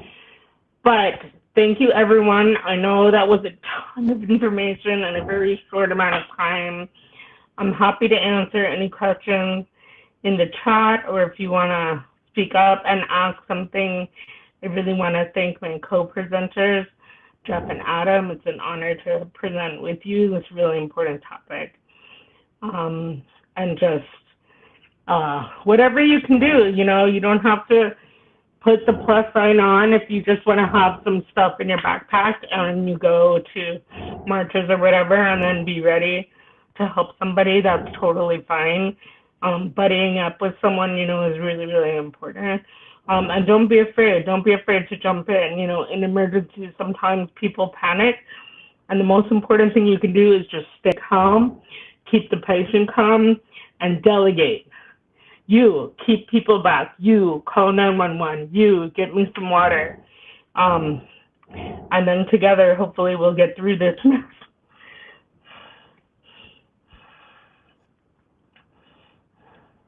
We have a couple of resources to share for folks who are still on. If this was interesting to you, even if it wasn't, please go get some training, especially CPR. That is a really important skill to know as like a general person. FYI, the folks who are not like trained healthcare professionals, if you're doing CPR, statistically, it's likely on someone you know. So please go get some CPR, help the people around you. You can get some first aid training all over the place. American Red Cross is a big one. We've got Atlas up here. If you want to learn more about like big scale incidents, you can go to do a bunch of FEMA training. They have a lot of training online, which is cool. Learning some basic anatomy and physiology will help understand the reasoning behind why we're telling you to do some of the things that we're telling you to do. And then if you're like, okay, I cannot get enough of this, I want to do more. One, you could always go to school, become a nurse or a doctor. Yay, please, we need more of you. But also there's this thing called tactical medicine. And that would be a really deep rabbit hole for you to go down to. There's a link at the bottom about some like military style medicine. And that's honestly where wilderness medicine and street medicine draws a lot of its best practices from, unfortunately, because we learned from the theater of war. So thanks for joining us. If I'll stay on and as long as there's questions. Yeah, someone mentioned the fire department, community response, CERT, community emergency response training, sorry. Yep, UCLA has pre-hospital, EMT and paramedic courses. Please come join us. I'd love to see you at UCLA, please. There's a whole world out there, but at the very least, thanks for being with us. It's been a warm night, even indoors. And we'll be out there Thursday, tomorrow, in person at Eastside Cafe. And then we'll hopefully see you out there on the ground somewhere. Yeah, totally. Thanks, everyone. And also thanks, Ashley. She's been the IT support person behind this whole thing. And so people are asking for copies of the slides and the recordings, and I think you can get that from Ashley. The other thing is that you can look like online. There's publicly available information for Stop the Bleed. Also, even the military has some stuff about like combat medicine. that's available to civilians that you can Google. And then the BLS class, I posted a link in the chat, is a great thing to do. It only costs $60. Your certification is good for 2 years, and it teaches you, you know, basic CPR and first aid for both babies, kids, and adults. There's an advanced level for a healthcare provider that's available for like the nurses and everyone else who's in healthcare out there. And hopefully we'll be doing this again. And if you have questions, you know, feel free to contact me. I'll put my email in the chat.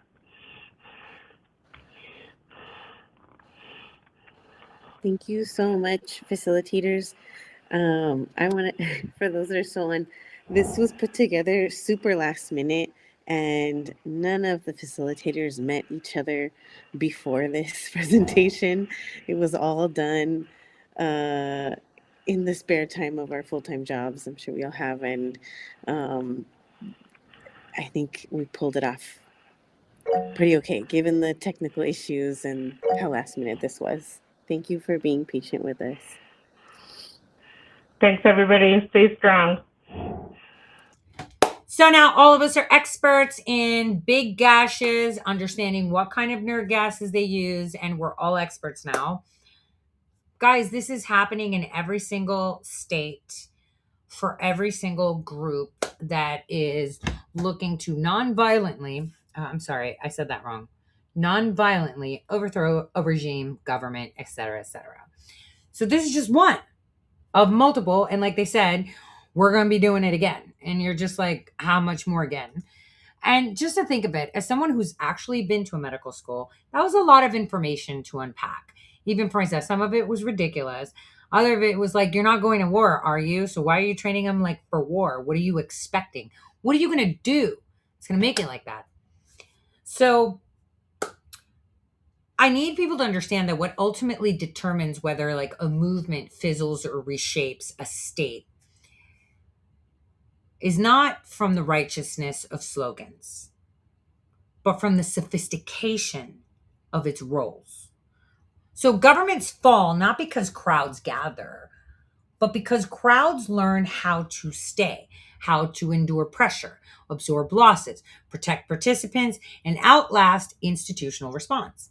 I mean, they have an inner hand, obviously, because the people aiding them and abetting them and training them and giving them information and leaking to them are from within the very government. Now, roles within these events are the mechanisms that make it possible. Organized civil unrest that aims at regime change always it evolves. It's beyond protest into structure. And that structure doesn't announce itself as a command, right? It disguises itself as care, legality, creativity, and necessity, and righteousness, and dildo waving, whatever it may be. But I want you to understand that each role is actually designed to solve a specific vulnerability while appearing innocuous to outsiders. Taken individually, these roles look harmless, like the medic. Taken together, they form a parallel civic system capable of sustaining long-term disruption. Now, the medic role among the most powerful examples, precisely because it operates at the intersection of trust and access. Medical symbolism carries near universal authority. It grants freedom of movement, social protection, and legitimacy without requiring anything formal as a credential or any institutional oversight. I mean, mouth breather that was giving the instructions is probably one of those TikTok nurses that works nights and should maybe try getting on, Trump made the shots cheap, so maybe she should try to get on that. And I'm being extremely rude because I don't like her attitude and the shit that she said on a side chat. I'm going to leave it alone. Whew. Now, whether the individual wearing the medic vest is a trained professional or simply someone willing to occupy the role often becomes totally irrelevant in practice, right? The symbol does work, though. The little cross and the medical symbols. because it allows presence where others can't go. So in like picture Minneapolis, if you actually look at the footage and you see all these crazy people running around, all these actors instigating, the one thing you'll see constant is the medics. Do you think all of them are medics? Maybe there's some mouth breathers up there, but do you think they're all medics? That's the key, because the symbol works. They can go places others can't because they're a medic. It allows them to observe without suspicion. It creates a humanitarian shield behind which other activities may be occurring, like documentation, communication, coordination, or providing supplies, like guns or acids, you know.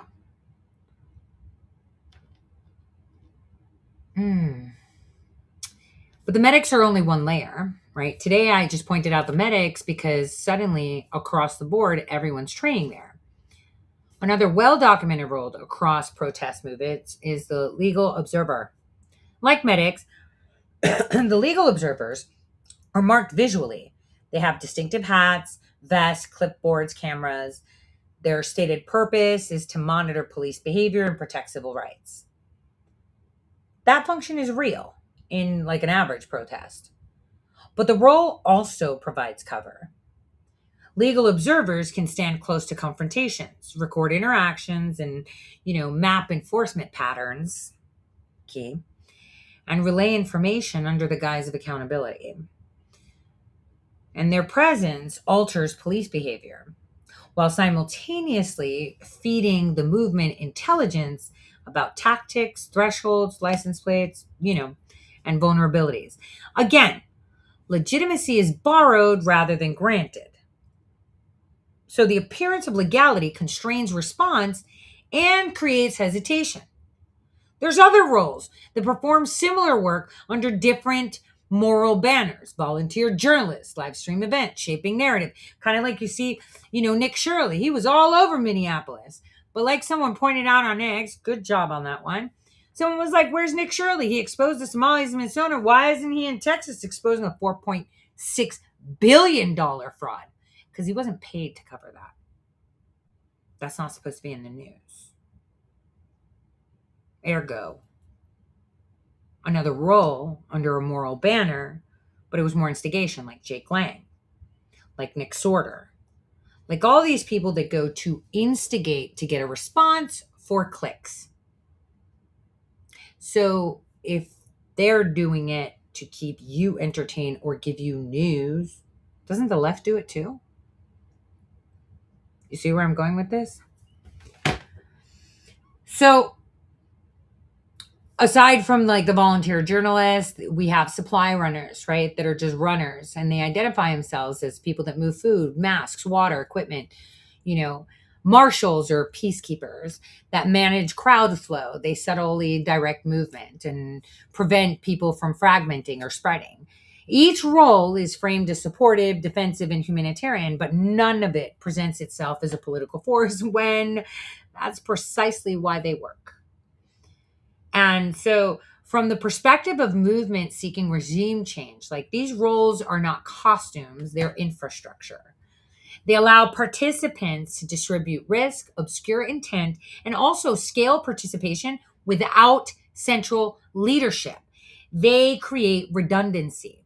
If one person is removed, another one steps into the role because the role itself, not the individual, is what matters. Instructions, they circulate culturally, not hierarchically, right? A vest, like the yellow vest in France, that's another op. A hat, a symbol, kind of like a J6, where you saw one group having a yellow sticker, the other one orange team, the other one red team. They were planning this shit, right? So shared understanding. And that's enough. That's all they need, basically. So for governments, this is actually a big challenge. Responding to unrest is straightforward when the opponents are clearly defined. It becomes way harder when the opposition is embedded in humanitarian, legal, and cultural functions, or even in your own camp, that mirror the state's own moral claims. So suppressing a protester is one thing. Suppressing a medic, a legal observer, a volunteer journalist carries a reputational cost, legal risk, and intentional, I would say, well, it's used to cause scrutiny. So the intent is to create scrutiny and usually international scrutiny. So the movements themselves, they understand it and they design themselves around the whole concept of it. And this is why serious analyses of these modern civil unrests focus less on crowds and more on roles, less on chance and more on logistics, less on ideology and more on how legitimately they can do it. This is how legitimacy is manufactured, shared, and protected. Roles are the quiet architecture beneath the show.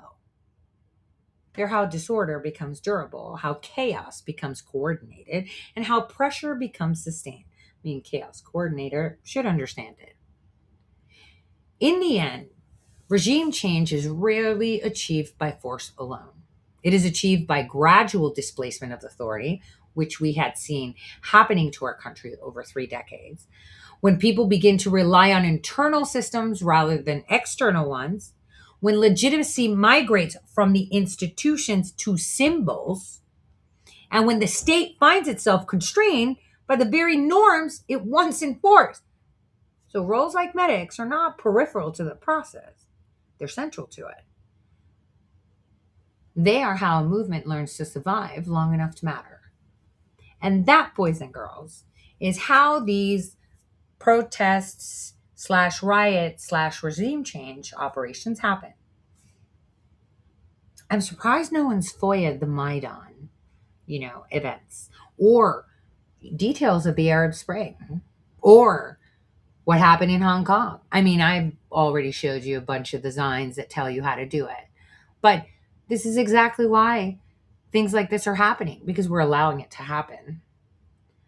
We're definitely allowing it to happen. And we're allowing people to profit off of it by showing us and telling us about it, because we're all idiots, right? We don't see it, right? We're all idiots.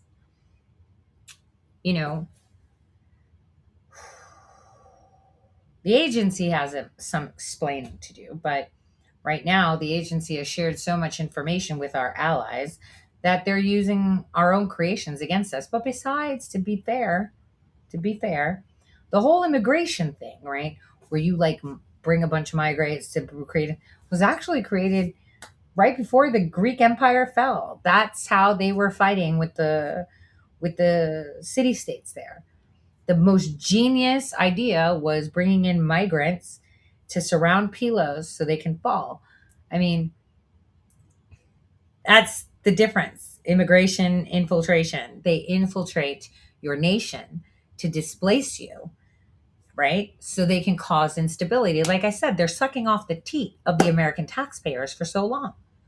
When we had our shutdown, Americans were not getting benefits, but people that are undocumented and came to this country illegally were. And then when I hear people say, well, they're immigrants, they just need it. And I was like, bitch, why can't we go to Australia? We have a point system. Why can't we move to Paris? They have a point system. Why can't we migrate and get citizenship and just fucking start taking off of welfare in Africa? I mean, you would say they're poor. Not really. But this is the question.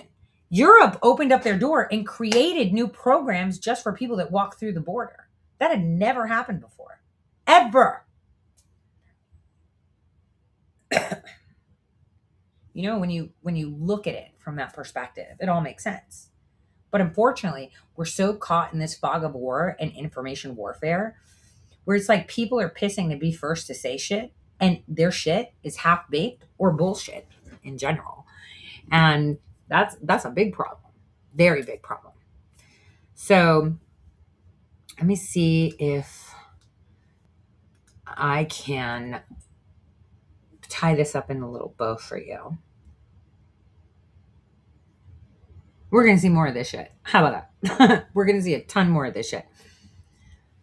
And I wanted to make mention that in July 2025, right, President Trump actually put out an executive order. Not a lot of people paid attention to it.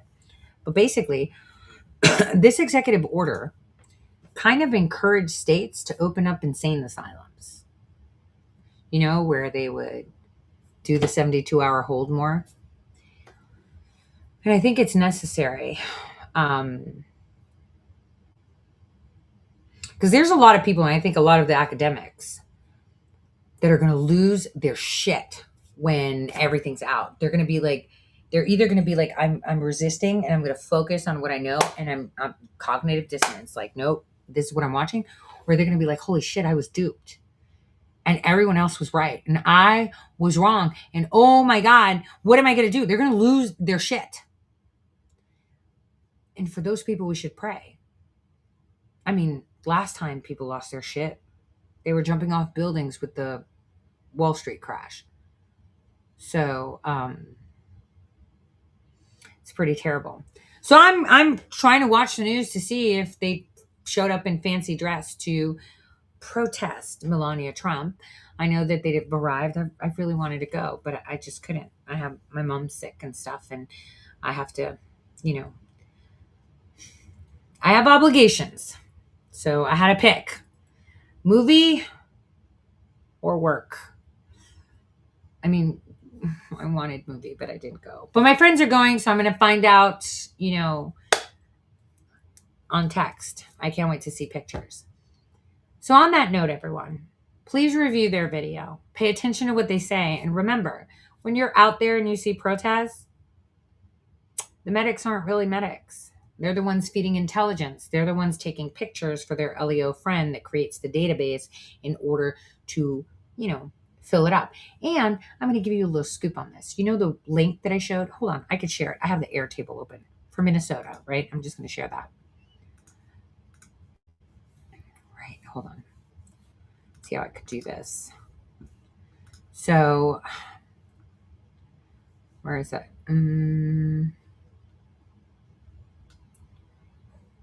There it is. Okay, so hold on. Let me take the chat box out and make my face smaller. So as you can see, the one thing that I was telling all these reporters that knew everything, the signal chats, it's not. This is one extraction just for the city of Minneapolis where they have all the license plates. So this is the abductors, the people, these are the license plates of cars that actually took people. Here are the notes. Here are the pictures. These are coming from people like medics, like legal observers, but usually it's medics. They're not going through, they have their own signal chat group where it's mined, but we don't know which one of the admins is actually mining it or if they're an admin at all to stay low profile. These are confirmed ICE plates, which means someone actually confirmed it. Again, pictures, license plate number, the whole 9 yards. That's why I was like, why is this guy showing a signal chat? That's not how it's done. But they actually give it status. Like, is it not highly suspected? These are fairly new. These over here. There we go. Let's see, last scene. Okay, let's see. Come on, we did that. Okay, that's it. Okay, it's not updating for me. Okay.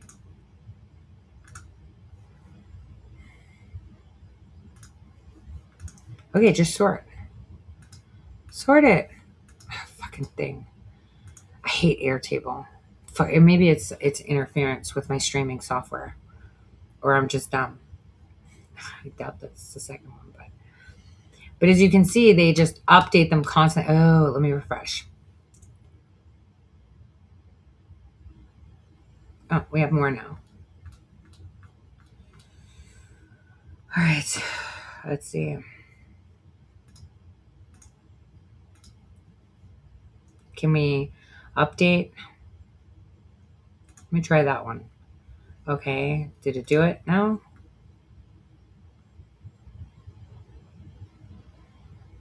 Last scene. Okay. All right, there we go. Last scene, 2029. That's a typo. Last seen. Confirmed eyes seen in a convoy. Obscure tinted license plate. ICE agents. Seen in vehicle. Tinted blackout windows. Embedded lights. Present at radar abduction. So you don't need those signal chats that are pretty much catfish signal chats, like I said, because those are free for all. They're not vetted, which means that the people that are within those groups could be anybody. It's usually a Fedi chat. And I like to call it Fedi chat because we get a lot of those. I like to play ping pong with the feds that are in there just to have fun sometimes. But also they drop misinformation a lot, so you can't really take them at face value. Unless you're in a chat where you've been vetted, where you actually had to show your ID. Those are vetted chats. And they know who you are, you're not going to be privy to actual intelligence. Now, when you saw the signal chats they were dropping and people were dropping like license plates with the exclamation point, which is being done in like millions of signal chats that I'm in across the nation and have been for a long time. What you'll observe is that, like for me, if I see something dangerous, I'll drop it in the Fedi chat, like the unvetted chat. I'll like post it just so that any FBI agent that's tasked, or if they have an AI that can mine it, they'll see it. So a lot of times, like when I was seeing those signal chat that's everyone's like, oh my God, they're so exposed. I'm like, what? I would go into chats all the time that are public and unvetted to drop real intelligence because I know that the federal government is already in them. So he didn't really break anything. So I just wanted to, make that statement, because everyone's like, oh my God, this is so breaking. And it's like, what the fuck? No, it's not. And it's unvetted. And then when I see them saying, I'll save the world, I'm like, Jesus Christ, Lord, save us. Everyone is becoming stupider because it makes no sense, and the thing is, I'm not saying it to throw shade. I'm saying it because if you think the left has been conditioning you, oh my God, you haven't seen the operations on the right.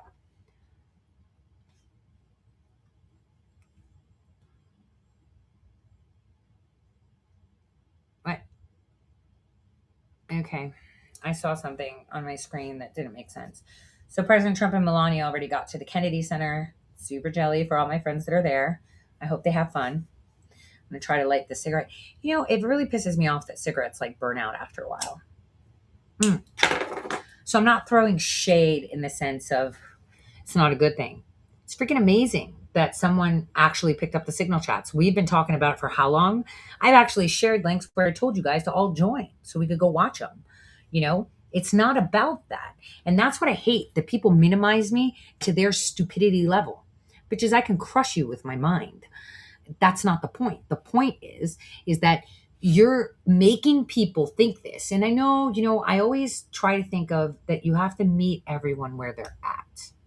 What would have been better if that guy that broke the story said, I was speaking with a federal agent and they let me know about this unvetted signal chat that they have been watching, right? And that they have been monitoring. Look at them plan. This is crazy. Look at how organized they are. Now that would have been perfect. I would have been like fucking first, front and center cheerleader. Yes, it is turquoise. A friend of mine named Dan gave, it's on my middle finger. Let me move it so I don't point it like that. Dan gave it to me. I think he got it from like some Native Americans. It's real turquoise. So, and real silver. It was a gift. It's one of my favorite rings. So going back, right? That would have been perfect. Like if Cam came out and said, I was told that this is an unvetted chat and the FBI has been monitoring it and people need to be made, and I told them that people need to be made aware of it and I'm putting it out in public. And here it is, rather than look at me, I just broke this and I just did that. And oh my God, and look at this and that. And it's like, bitch, shut up. Everybody sounds dumb, but it's a show. They're playing a show. And you could say, well, they're doing it for the people that blah, blah, blah. No, it's better to be truthful and be honest. You could say, I saw Tori doing it and we tried to get in there. So now that Minnesota's hot, we decided to use it. I mean, that would have been the truth, but I'm just giving them a little bit more, leeway. Just say that the feds gave it to you. It would have been nicer. Aren't you guys tired of being fucked with? Of being told it's something when it's not? Hold on. There was something that I saw on my X feed. Lost my mind. Oh, someone was like, see, we told you the Dominion and Coomer and they admitted it. And I'm like, really? Bitches, you are supposed to be seasoned journalists. What was my point of in 2020 that I said, holy shit, they fucking stole this bitch? Do you know what it was? That Mueller's closest fucking former FBI, a fucking attorney, took a picture with President Biden saying, what a great president. You know what the significance of that is? That fucking former FBI attorney that worked with Mueller was representing Dominion. What the fuck? Like right there. Right there. Right there. Oh, we're going to find it. And it's like right there. And let me tell you how we fix COVID. I'm going to put it in a succinct fashion because I'm going to write a detailed article on this bitch.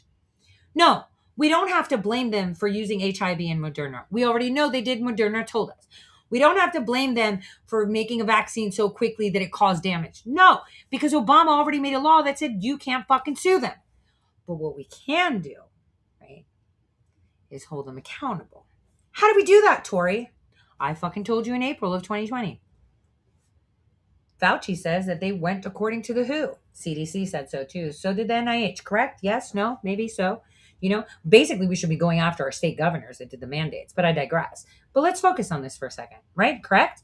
Didn't he say that? That we work with the international community? Can you blame him for saying that? No, right? If something went pear-shaped and he was working with them, you'd be like, all right, it's not his fault. He was following protocol, right? Let's just assume. Let's be devil's advocate. Yes?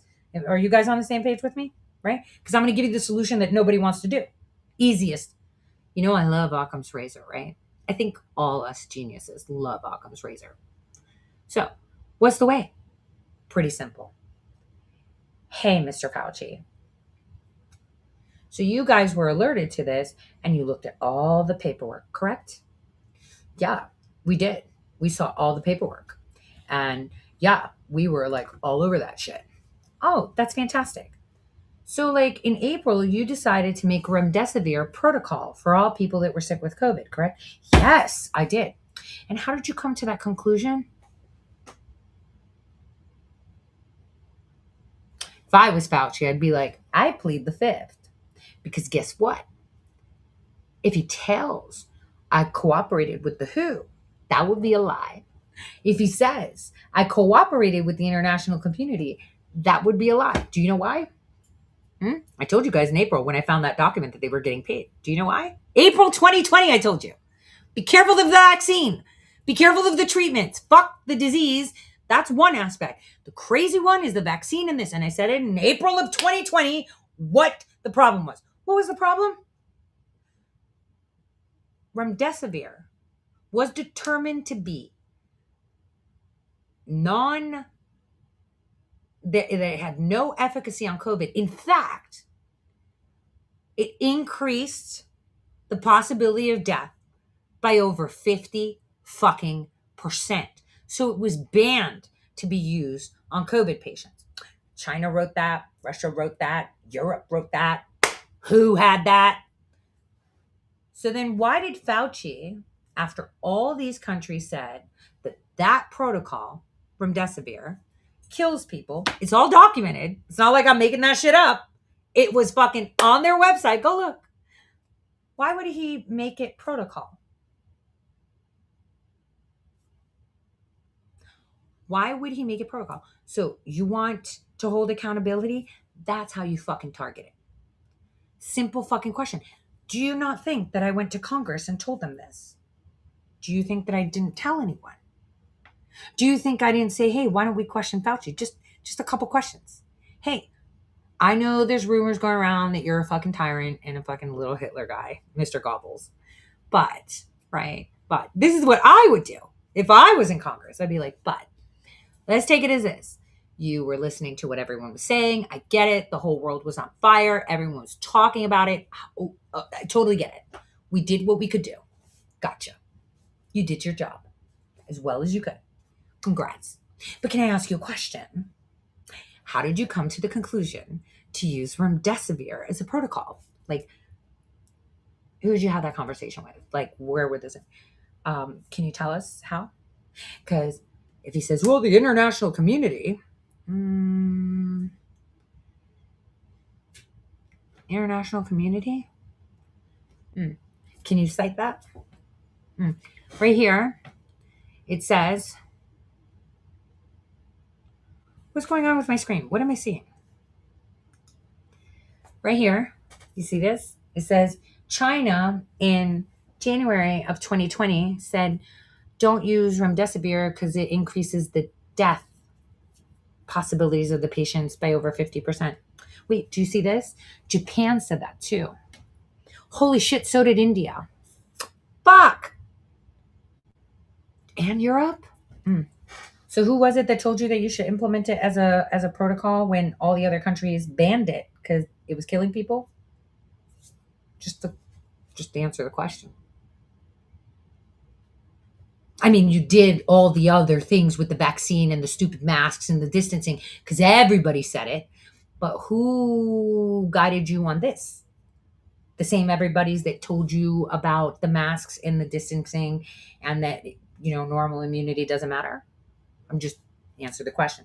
That's how you send a motherfucker to jail. But instead, we have a bunch of people filing lawsuits, which they should because Pfizer created components outside of the United States, which compromised our military. I've been all over this. They lied. The FDA lied. They changed the meanings. There was so much shit going on. So much shit. Just like my article, the one that I just Google, Inga on X, Inga, article, Inga, Venezuela, Inga. Just type it, INGA. That is the system that you're fighting. The system. Thank you, Angela. So the system of plausible deniability. Plausible deny. I know. It's like I'm a broken record. That's what she does to me. She's like, why are you saying it? Because people don't. They're so far into this. Like, it's so bad. Thanks. Am I red yet? I am. I'm blushing. She's like, wah, wah, wah. Yeah, everyone's like, way to go, Angela. But yeah, it's very frustrating. Everything that you see is being delayed and dragged on. And, many people might say, well, it's Trump's fault. Actually, it's the people that were around him fault. He was infiltrated from the get-go, but he had a lot of strong fucking attitudes sitting in the background, just like me. I would not let it go. You name a topic, I'll give you all the facts in tangent because it's about my country. And my country is where my grandchildren are going to live and where my children live and where their children will live. And I do not want the country that they want. I want the country that was intended by my forefathers for my children because I didn't really get all of that. I mean, I got a little snippet of it in the 80s, drinking from the hose and whatnot, but I didn't get it. So this is why we do things for the future and the now. But more so to make sure that the now is done correctly so that the future is even better. And that's the problem. We can all be on the same page. I don't think there's one lefty that if you sat down and said, you know what, did you see that Fauci made remdesivir protocol? Yeah, it might have been a bad idea, but yeah. Well, did you know that, well, the WHO and everyone, they did a few mistakes. It was novel. They did, didn't they? But all of them fucking said that it increases deaths if you use it. And they banned it. So why did Fauci? He did?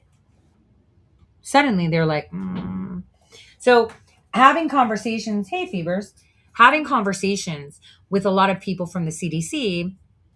Yeah, you're like blurred in the background. That's fine. Yeah. Having people in the, conversations with people in the CDC that, well, I actually got booted out of a Zoom call because one lady was like, Fauci did everything right. And all these people are crazy. And we need to get rid of Trump because there's so many diseases coming our way. And now he got us out of the WHO. This was the other day. So I burned one of my personas and I said, Fauci approved remdesivir. Hi, honey. Remdesivir as a protocol, knowing that Everyone could die from it. I'm not okay with this. And it was like, boot. I groomed that group like crazy. Boot. I gave 0 fucks because all I wanted was out of those, what was it, like 30, 40 people, at least one could have heard it and said, what? Let me check this. So my child is here. So I'm going to let you guys go. I streamed enough. For those of you going out to the movie theater to watch Melania's movie, have fun.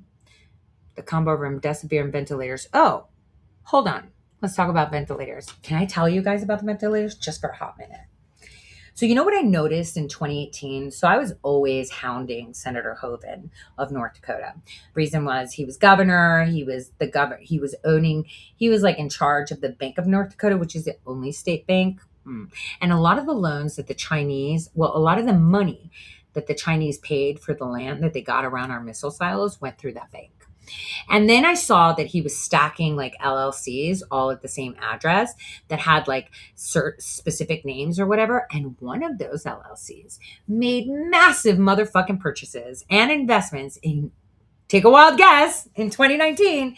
Take a wild guess in the summer of 2019 what that cajillionaire, because he's one of the richest senators we have, invested in. Take a wild guess, just a little wild guess. Ventilators. Okay?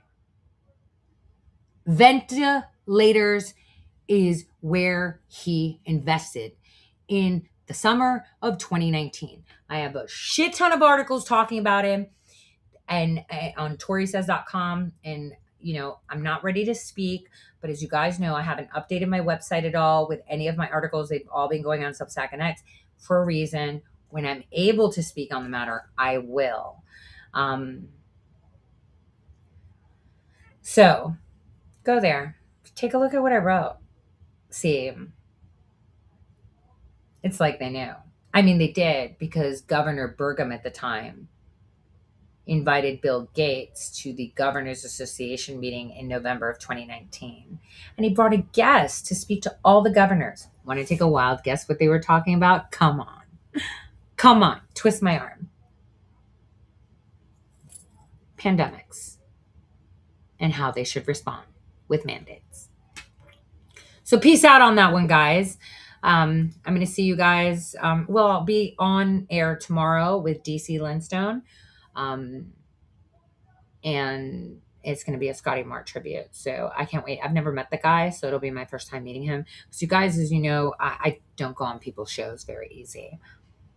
But Scotty was a friend. And he fought for his country. And there's no freaking way I would pass that up to talk up the one person that I wish I was more like and had the patience like he did. So let's see. What song shall we play? I want something funky. What kind of funky song can we play? I'm trying to find a good closing song. Something that... I know what song I want to play. We could sing it together. Hold on. I'm going to get it on YouTube.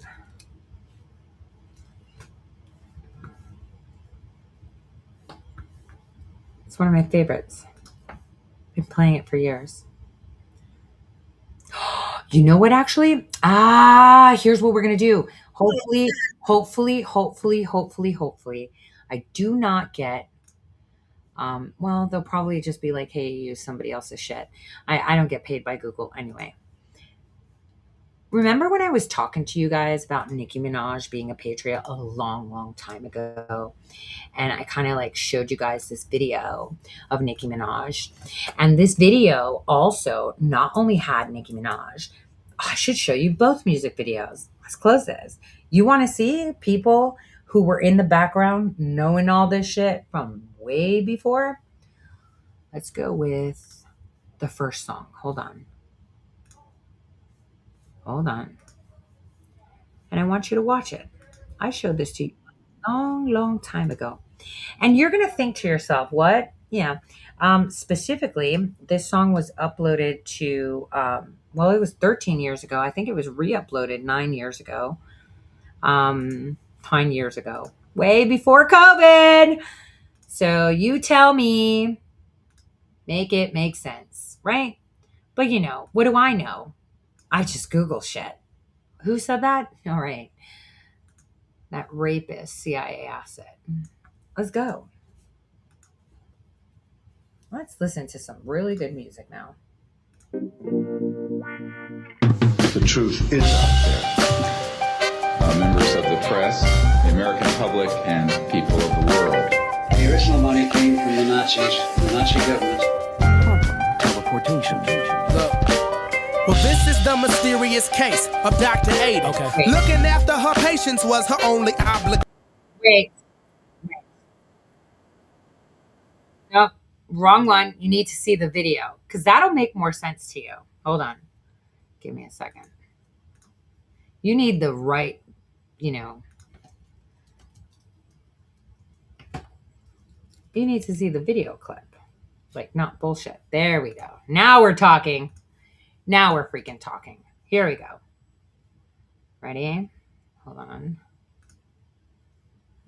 Give me a second.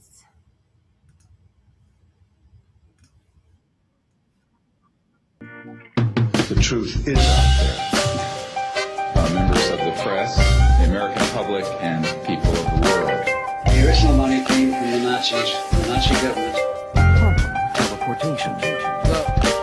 Well, this is the mysterious case of Dr. Ada. Okay. Looking after her patients was her only obligation, but that was back before the situation. Before she got a visit from an agent, right. He introduced himself as an employee of the nation. Right. He asked would she be willing to offer cooperation.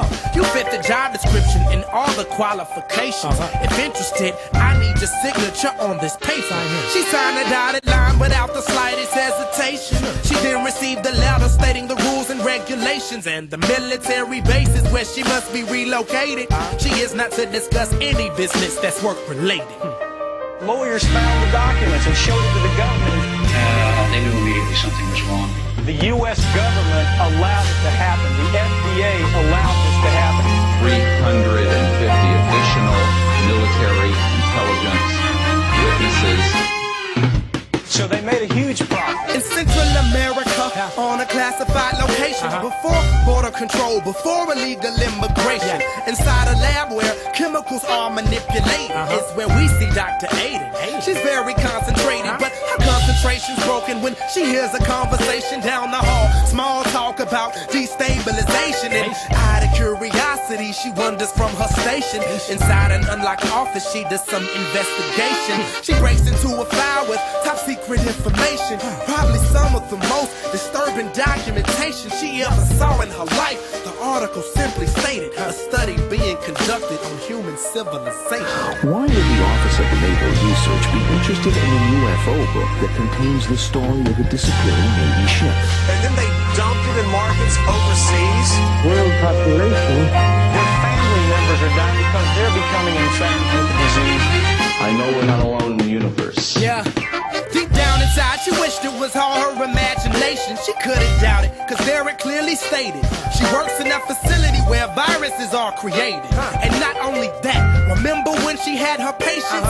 She wrote out prescriptions for what she thought was medication. Her office was really just a part of the operation.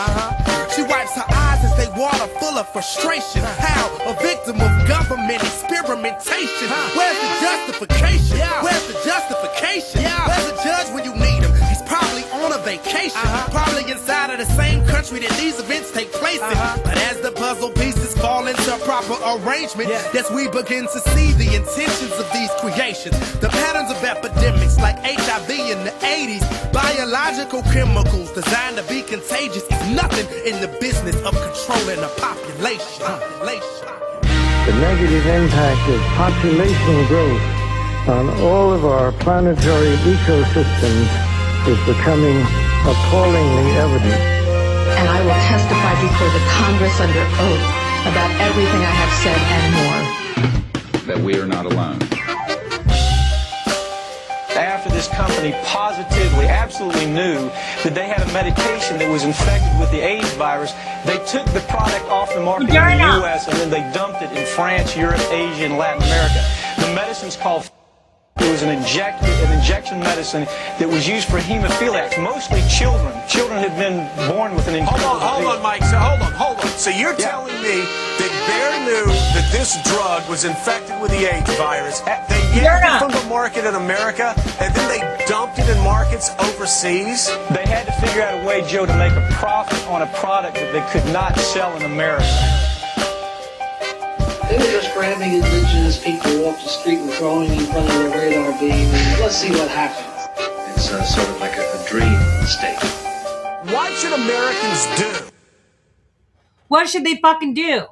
Maybe they should turn off these other motherfuckers that talk shit. How about that? That's what they should do. Now, let me show you about Nicki Minaj. See, I did a show on her, and I said she's a patriot many, many years ago. And everyone's like, And I showed her Anaconda, and I did all this shit, right? Well, let me show you a video from years and years ago where she's talking about stuff. Hold on. Let's show you that. Give me a second, because this one's pretty hot. Give me a second. Let's get this up.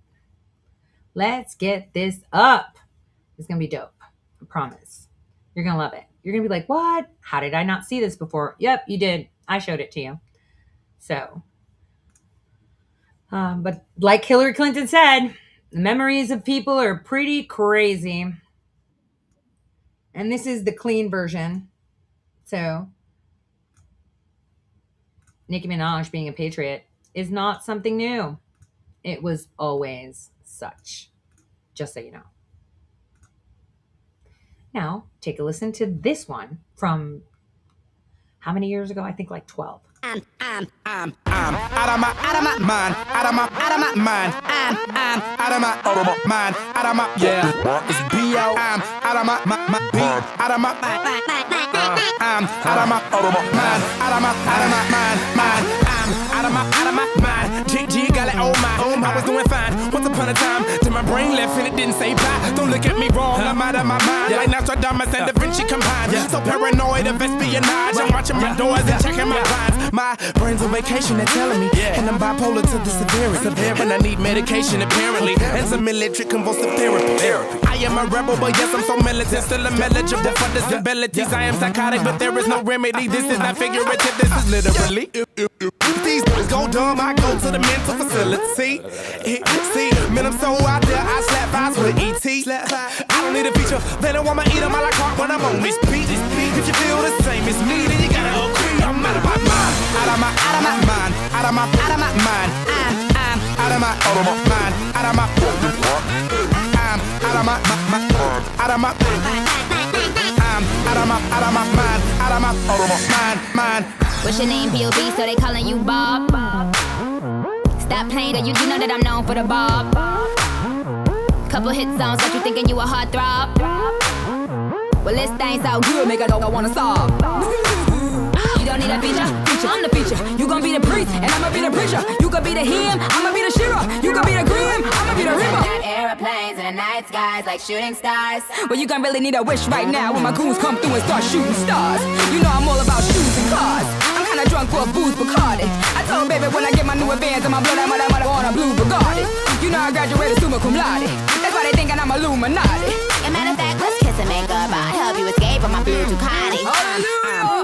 Out of my mind, out of my mind. I'm out of my mind, out of my I'm out of my out of my I'm out of my mind, out of my mind. I'm out of it. I can't seem to come out of it. What's going on inside of my head? It feels like I'm being John Malkovich. Ladies and gentlemen, please tone it down a bit. There's an announcement I'd like to ignore. Wait, how am I supposed to pronounce this? I don't need a sub, I don't need a speaker, cause I figure bring the noise like a onomatopoeia. Leave him in the dance, all I see is my Adidas. Nene, boo-boo, wouldn't wanna be a. Never turning back, how you think I got here? And I'm never slowing down. Is that a deal? If you got a problem, step to the office. Matter of fact, never mind, talk to the kiosk. You have no idea. That's why they call me B-Dot. Been a maniac ever since I was knee-high. Man, I swear I gotta need help. Someone call charter, maybe call FEMA. Cause I gotta be crazy, out of my mind to have this many steps on my visa. I'm out of my mind, out of my mind. I'm out of my mind, out of my I'm out of my out of my I'm out of my mind, out of my mind. Wait, if I'm here and you're there, and I'm here and you're there, and I'm here and you're there, if I'm here and you're there, and I'm here and you're there, and I'm here and you're there, and I'm here, you're there, and I'm here, you're there, and I'm here, You're right there.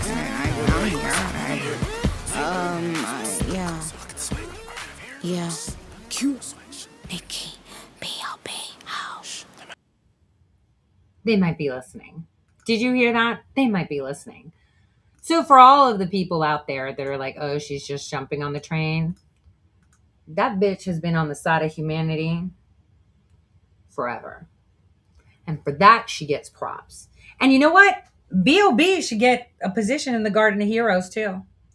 He was trying to warn everyone when no one was listening or even bothered with anything. But that's because there were a lot of people that have come way before all of us that were saying the same thing. I mean, what was the statement? Past proves the future. You can never connect the dots forward because they haven't been written yet. But when you look back in retrospect, everything makes sense. And you start to see mainstream media, fake news. But your right-wing media, or shall I say alternative media, fantastic operations for mind controlling you, of course, to be obedient citizens and to digest what they want to tell you. Now, I knew YouTube would take it off because I'm playing somebody else's video. Like I said, they don't fund me, and that's fine. They're just going to say, hey, you can't monetize, but I'm not monetized, so. Hence why I stick to X and Rumble. I'm not trying to make money off their content. I'm showcasing it as a reporter, which is what I go back to. And I report that to them. And I say, hey, YouTube, I wasn't showing it to entertain people. Well, kind of. I mean, the music's pretty fire. I was showing it to show them what history is telling them that they never heard before. And that's pretty simple.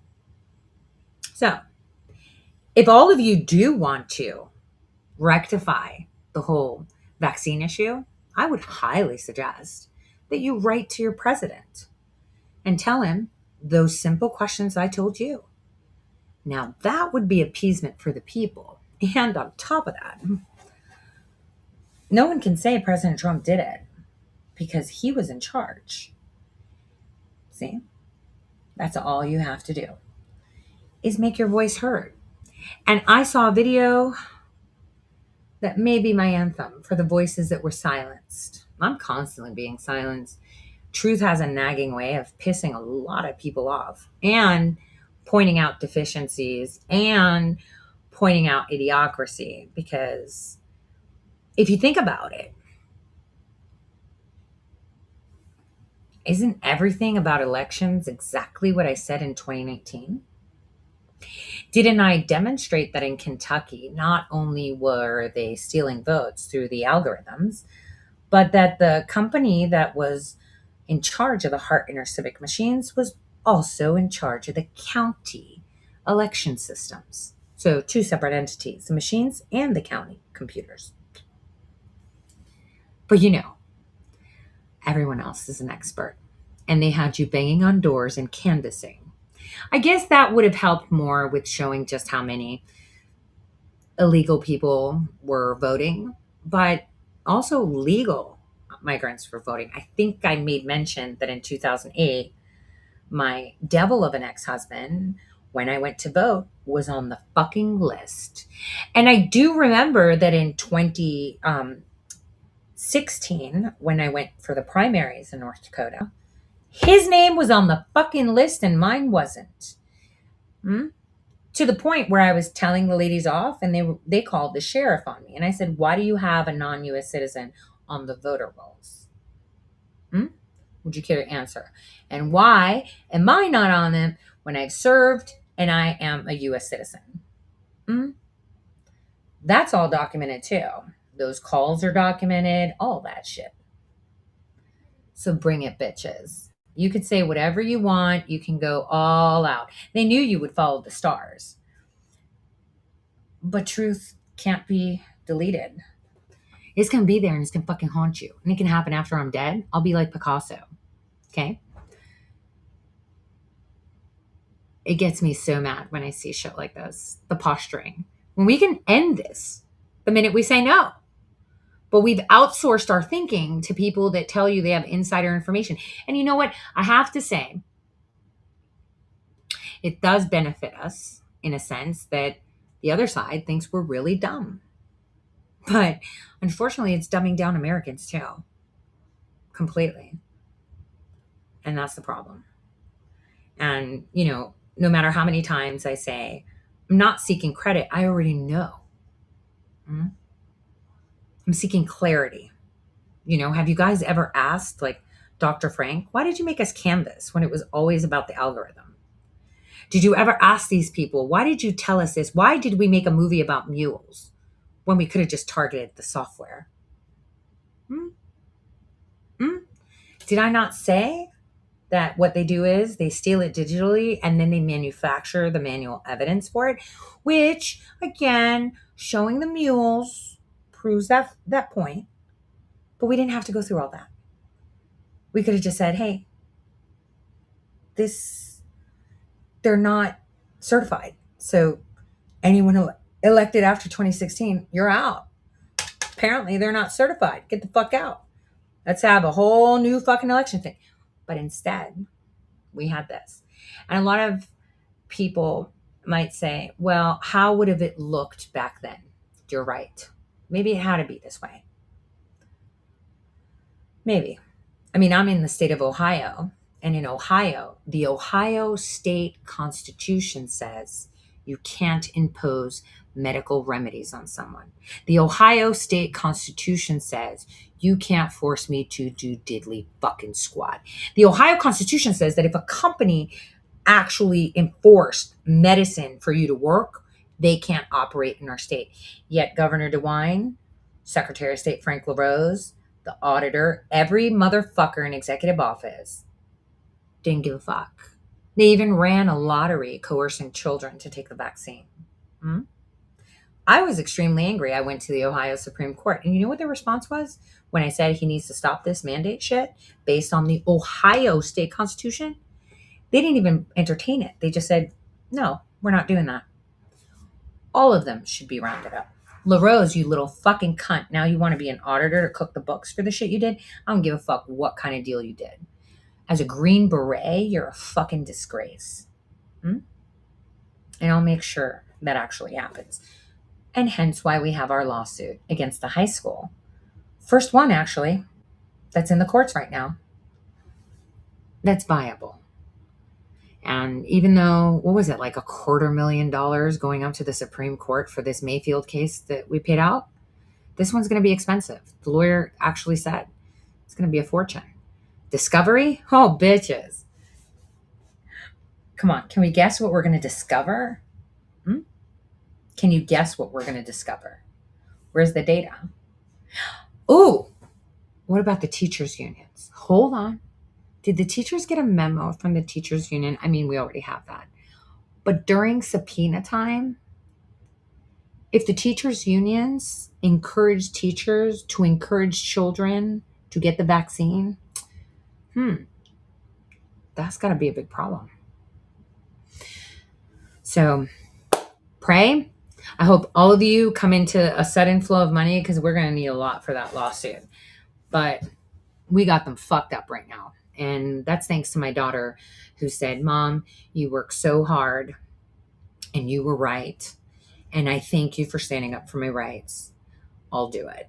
And even though she's in college and she's going to law school, she decided to do it. Even though many people were like, do you really want to be in the public eye? Do you really want this? You know, the trolls. And it's like, I don't know if people will let the trolls survive that. Trolling a kid that's standing up for their civil liberties, it'll kind of be weird. So it's going to be really fun. 2026 is shaping up to go real good. So on that note, remember to always check your history. Remember to always remember things that are important. And most of all, remember to freaking pray. God loves every single one of us, even the lowlifes, even the losers and the opportunists. So, and then let's all pray that one of my articles gets that $1 million, because then I won't have to ask you guys to help me fund the case. Crossing fingers. Because I still haven't gotten any of that money back from the fucking building yet. So I was hoping that would happen, but it's like the judge is dragging their feet. I mean, that could have helped me just pay whatever I have. It's not much. They owe me attorney fees, which is like $30,000, but I'm waiting for them to be ordered to pay it. So, yeah, over the whole year and a half, I've been doing it. And now I even got screenshots of someone saying that I was living rent-free somewhere. So that's defamation. I already sent it to my attorney. I'm excited about that too. Who else is? Because I think I should start suing people, especially the trolls. We got to make examples, don't we? So I only owe my attorney another $3,000. I mean, just for that case. So I'm going to be like, hey, can we sue this troll here and that one that said this shit and publicized it and lied? Because I am a public figure and you're damaging my image. You don't have a fucking image. And since you have access to the case, you can fucking read. So you intentionally put out fake shit. I'm coming for you, hoes. So on that note, God bless and have a wonderful evening. See you all pretty late because I have places to go, but I'll keep you guys updated. God bless.